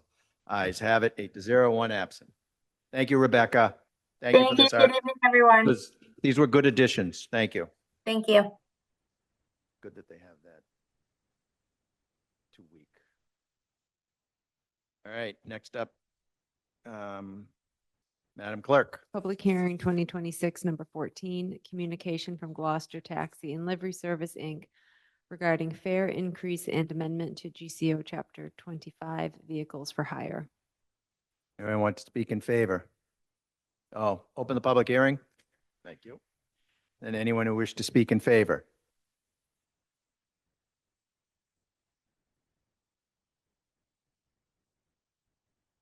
Hello, Hello, name Hi. and address for the record. Kristen Tutera, 19 Chestnut Street, Gloucester, Mass. Can you hear me? Yep, we can hear Okay, you. sorry.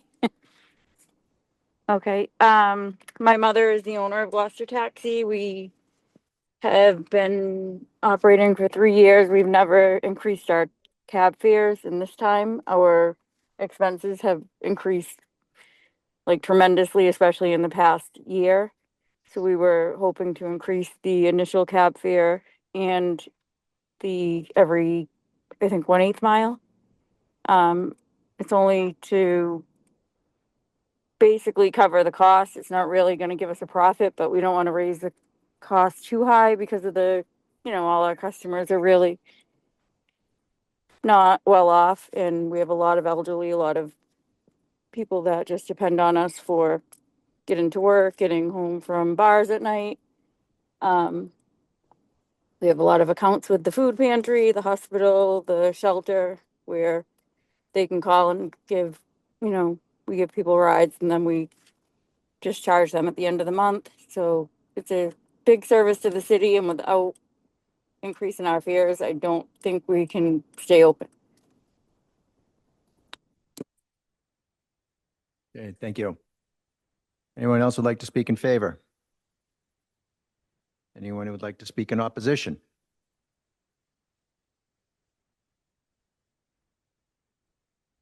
Hey, you have any communications? No. Questions from the counselors? Counselor Benson? Thank you. To the applicant, Yes, if to I the may, yes. Yes. Do you offer a reduced rate? I know in the past you've offered a reduced rate to seniors. Yeah, it's a 10% discount to seniors. Okay, and that will continue. Oh yeah, of course. Yeah, Okay, thank you. you're welcome. Anyone else? Oh, I'm going to close the public hearing. Would you like to read the motion?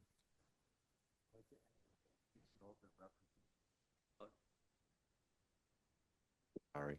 Dave.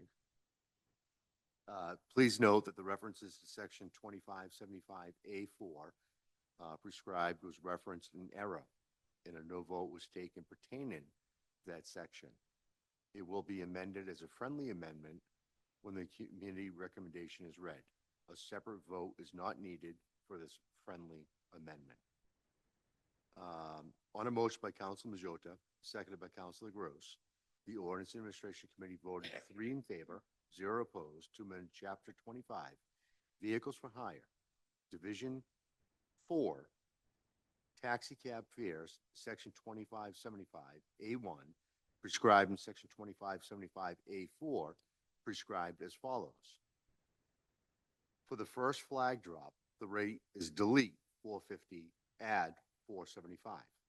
And for each additional 1/7 mile or fraction thereof, the rate is delete 50 cents, add 75 cents. The weight and rate shall be $30 per hour. Fares shall be based upon a combination of mileage and time. Further, I make a friendly amendment to strike the reference to section 2575A4 prescribed from the committee report as reference to the section was in error, and I so move. Second. Motion made by Counselor Nolan, seconded by Counselor Benson. Discussion. Seeing none. All those in favor? Aye. Opposed? Ayes have it, 8-0, one absent. Next order of business, Madam Clerk. Public hearing 2026, number 15, petition to the City Council to accept and lay out a public way regarding Deacon Farm Lane. And I will open this public hearing, and it will be continued until June 9th, 2026. Okay, and also the previous vote that we had, it does not go in effect for 31 days. So next order of business, Madam Clerk. Public hearing 2026, number 16, SCP 2026, number 4, the application of Applied Materials Incorporated, Dory Road number 35, map 263, lot 30, GZO sections 1.10.1A1, miscellaneous special permits, 3.1.6B, building heights in excess of 35 feet for a building expansion in the Business Park District. I'm going to open the public hearing. And speaking in favor, name. Yeah. Do you need something to plug in? Well, see if it's available. There should be a cord over there. Right behind you. Pete. Pete. Oh, you're the tech guy, right?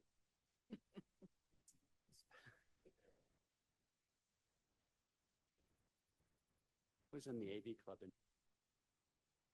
Great.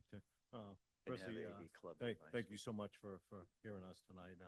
My name is Peter Glick, and I'm a civil engineer with SMMA. And with us tonight is John Goodwin, who is the project manager with the Applied Materials, and also a colleague from SMMA, Dana Watts, who's a project director and architect for the project. I'd like to thank you for hearing us tonight. I'm going to try and share my screen, if that's okay with you folks.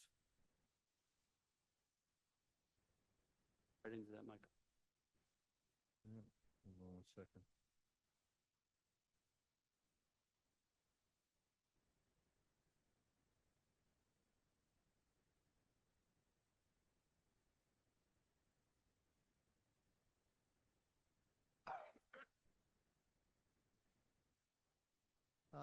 We're almost there.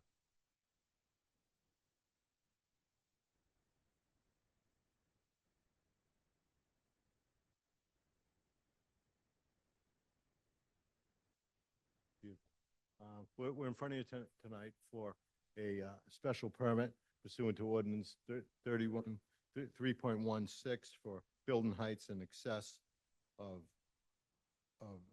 3.2, which is 35 feet.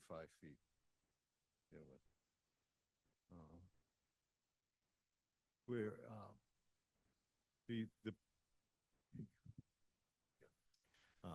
the project we have in front of you for Applied Materials at their main campus and their main building on 35 Dory Road. And I think everybody's familiar with Applied Materials and formerly Varian Semiconductor there.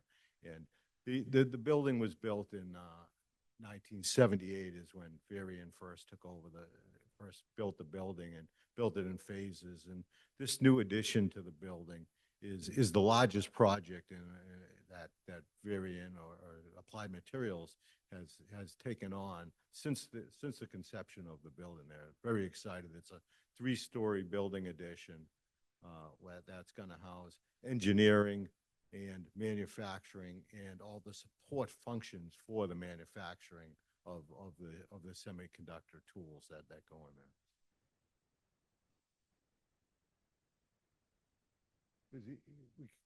If you look over here, you can see the park, and the area in blue is the lot that Applied Materials currently owns around the lot. And within the Blackburn Industrial Park, the, the brown building addition wraps around the existing building, and it functions in conjunction with the existing building.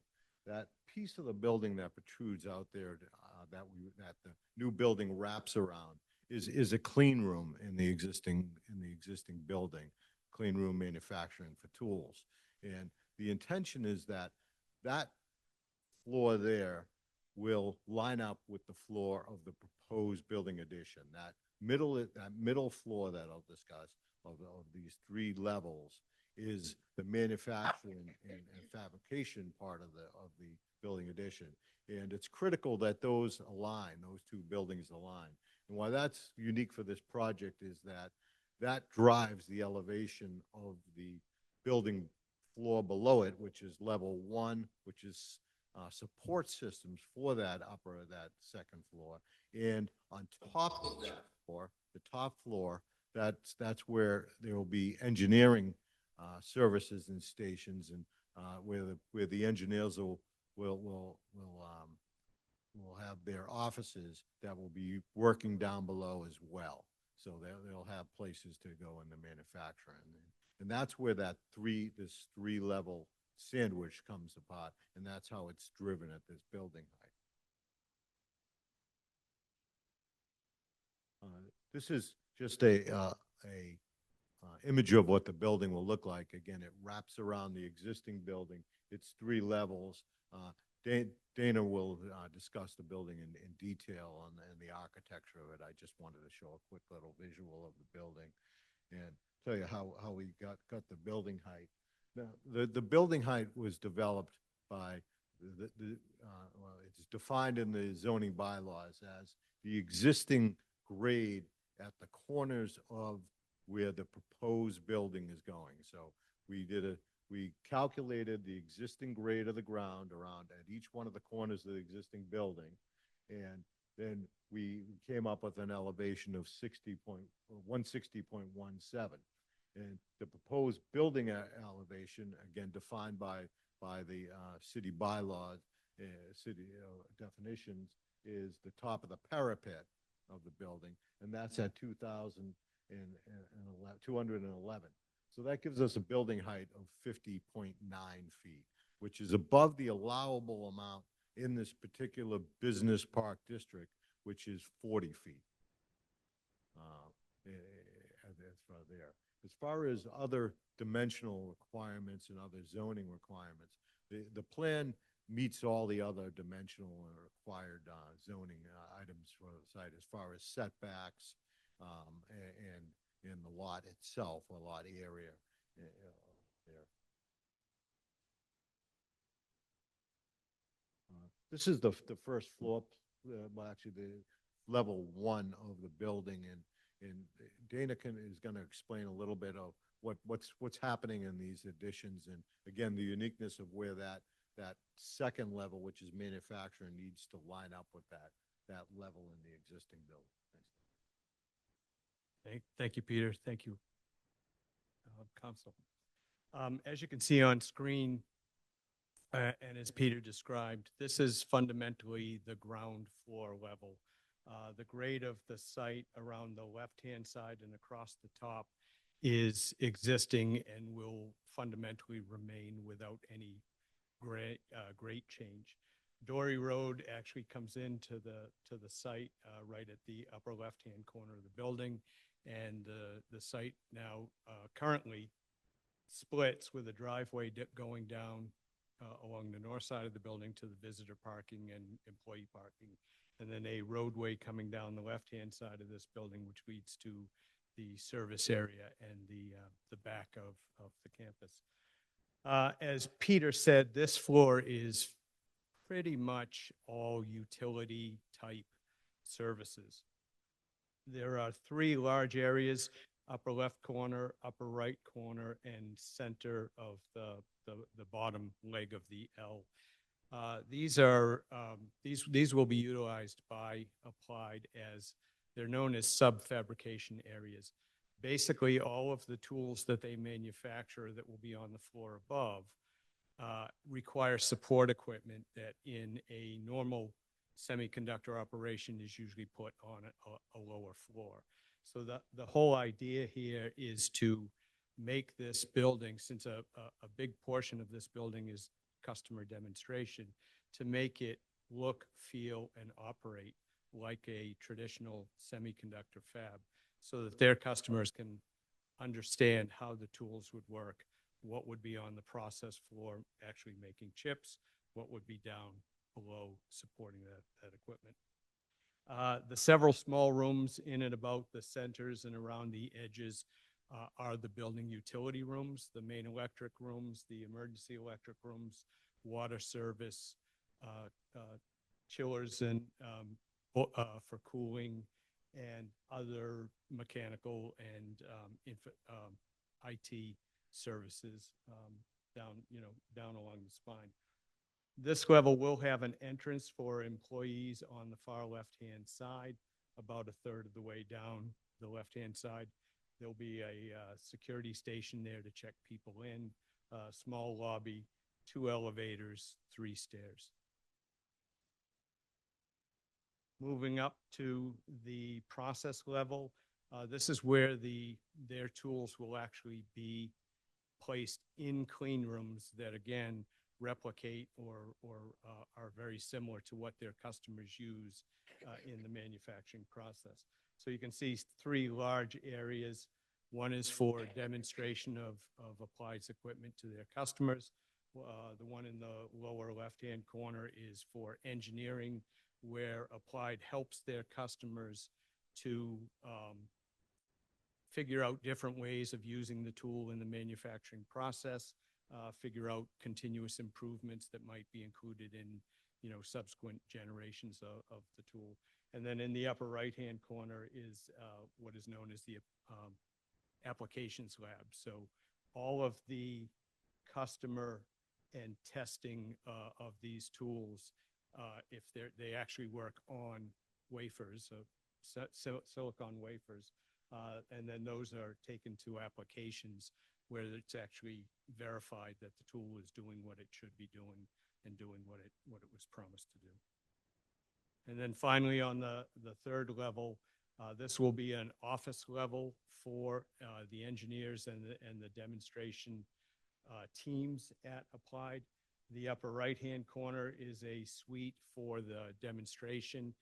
That will be somewhat of a customer area. Customers will be brought in to actually witness tests and operations on the tool to make sure that they are actually doing what the customer wanted and what Applied said they could do. And then the other 2 zones are for the engineers and other facilities for people who are working on the floor below. Peter shared a rendering. These are just elevations of the building. The one at the top is the one facing north. Everything to the left-hand side is the existing building and the customer entrance, visitor entrance. So you can see, as Peter said, this building is actually a story above the existing. The one in the second one down is the west elevation along that drive, as I said, that goes to the service area. And the 2 kind of oddly shaped elevations are showing the building as it rises above the existing facility. And just a couple more images.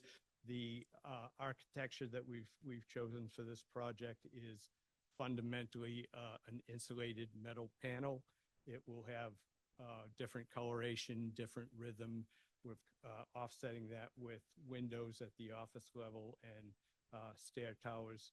On the upper image in the middle of the building, that's where the visitor entrance would be. And then again, down along the front, you can see the composition of the new addition with Applied's existing building and the visitor entrance.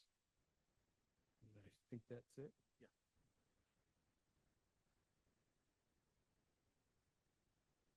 Anyone else like to speak in favor?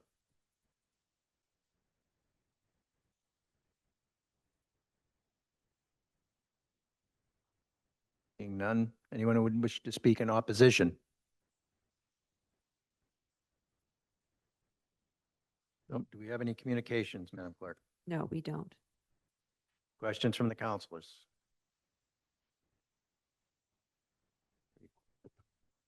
I will close the public hearing. Councilor Grow.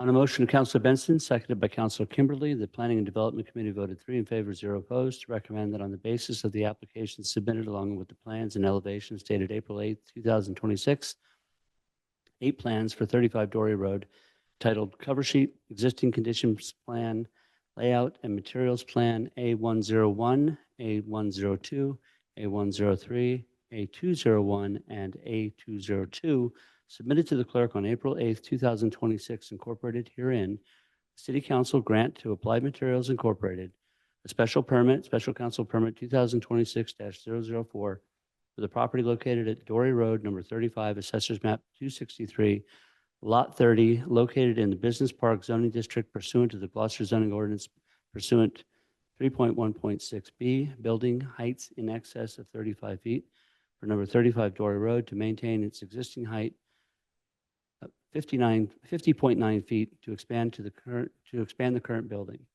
And I so move. Second. Motion made by Councilor Grow, seconded by Councilor Kimberly. Discussion On the motion. on the motion. I just want to say that, obviously, this is a great addition to Applied Materials. It's a great addition to the city in the sense that we're getting an indication from Applied Materials that you intend to stay here, which is very important for a lot of reasons. But one of the facts is you're one of our biggest employers. You provide significantly to our tax base.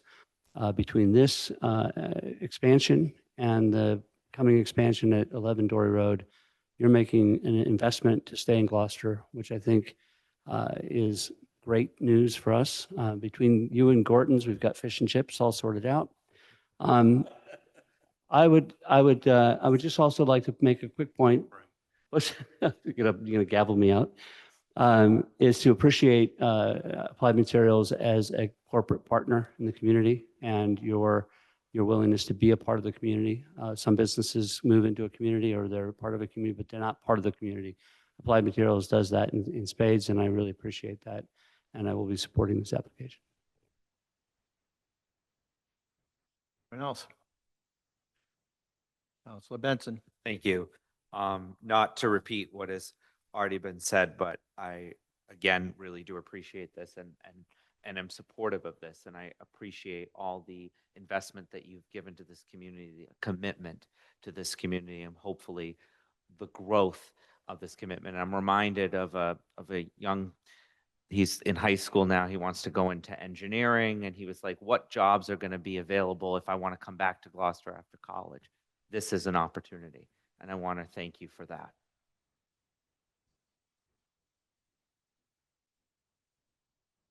I think it should also be noted that Applied Materials has also advanced from within.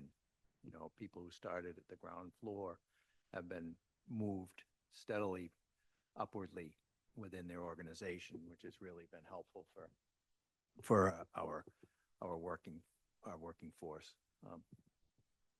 So, would you like to call the roll, Madam Clerk? Councilor Gross. Yes. Councilor Grow. Yes. Councilor Kimberly. Yes. Councilor Memhard. Yes. Councilor Page. Yes. Councilor Benson. Aye. Councilor Grace. Aye. The vote is 7 in favor, 0 opposed, 2 absent. The motion passes. Thank you very much. Thank you very much. Sorry to keep you waiting, but I warned you. actually went quicker than I thought. Okay, next order of business, Madam Clerk. Public hearing 2026, number 17, application for license pursuant to MGL Chapter 148, Section 56, and GCO Chapter 22, Traffic and Motor Vehicles, Section 22-153, privately owned open-air parking space regarding Essex by the River LLC outdoor parking permit at Beachland Avenue, number 2. We need to open a public hearing and refer it back? Just make a Because motion. it's been advertised, no?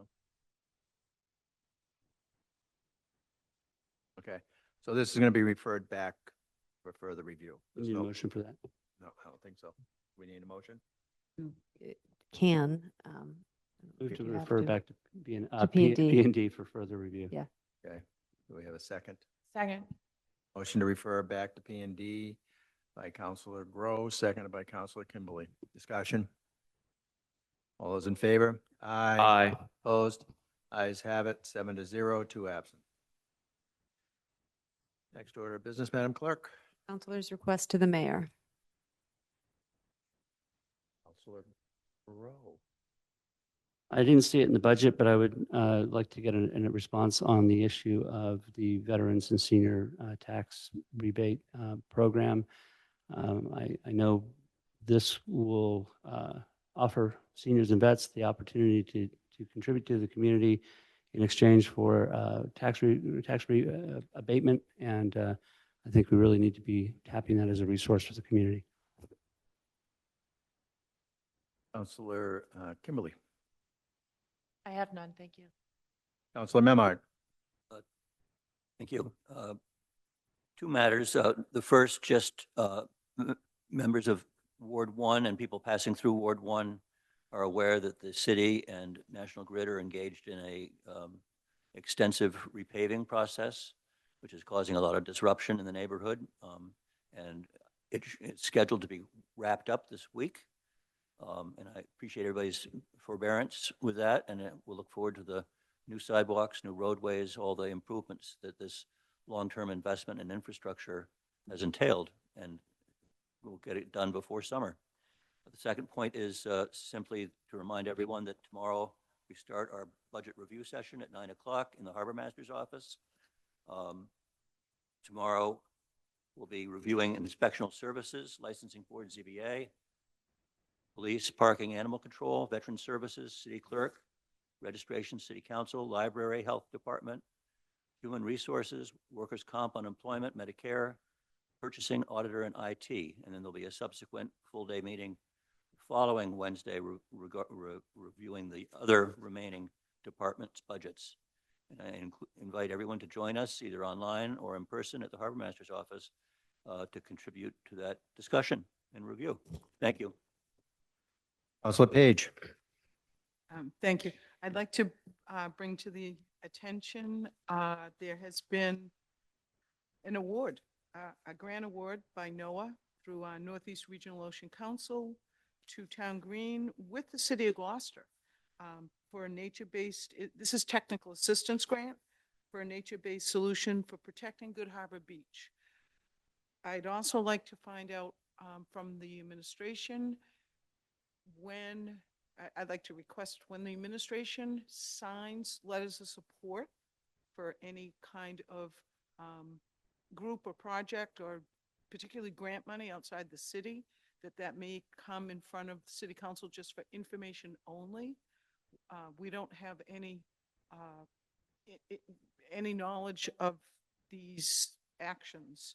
And I'd also like to ask, I don't know if this is a mayor's request or city council president request, but I'd like to see if we could have the Good Harbor Conservancy and also CATS with Northeast Trail Works come and make presentations to the city council. This evening, Good Harbor Beach Conservancy made a presentation to open space, and we have a lot of various groups that propose projects and work, and they don't come in front of the council. So just for more public information, a broader reach, I'd like to try to get those people forward and find out about their projects. Thank you. Send me an email. Send me an email. Send you an email? Yeah, Yes, okay, thank you. Sorry, Tim. and CC Grace. Sure. Counsel Benson. Thank you. I've sent all my requests to the administration, but since our last meeting, I want to thank the council president and Councilor Grove for attending the Burnham's Field meeting where we had a lot of productive conversations with the neighborhood. And hopefully those are issues that the administration will be aware of and try to solve some of the concerns that the neighborhood has, and try to continue to activate this vital green space in our downtown. I also reiterate with Councilor Grow about our veterans and senior tax work-off program, something that we brought forward now almost 3 years ago. Let's do that.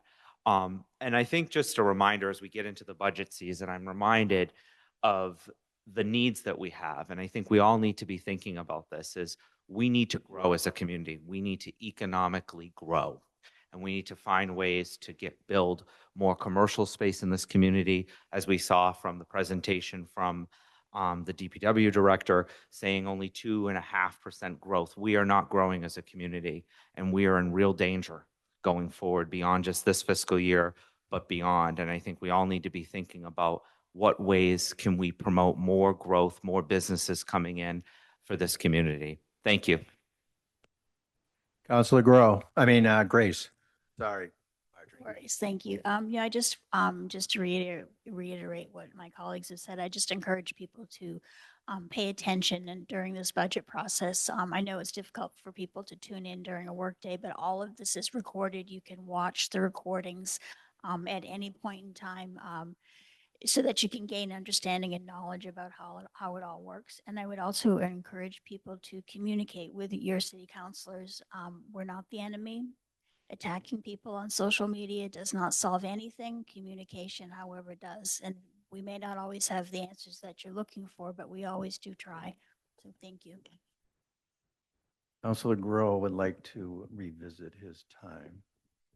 Just for a quick second. I forgot to add, I just wanted to let the council know, Councilor Benson and I have been working with local liquor store owners about the issue of nips and nip pollution and the scourge of empty little bottles everywhere. We are having a meeting on May 20th,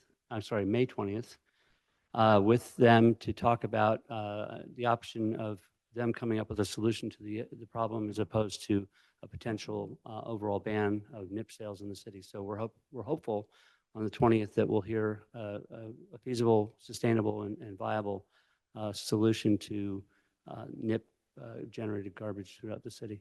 So we'll bring you up to date after that meeting.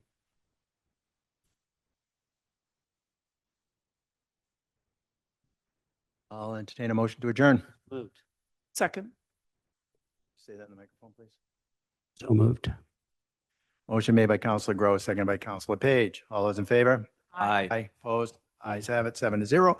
2 absent. Thank you very much.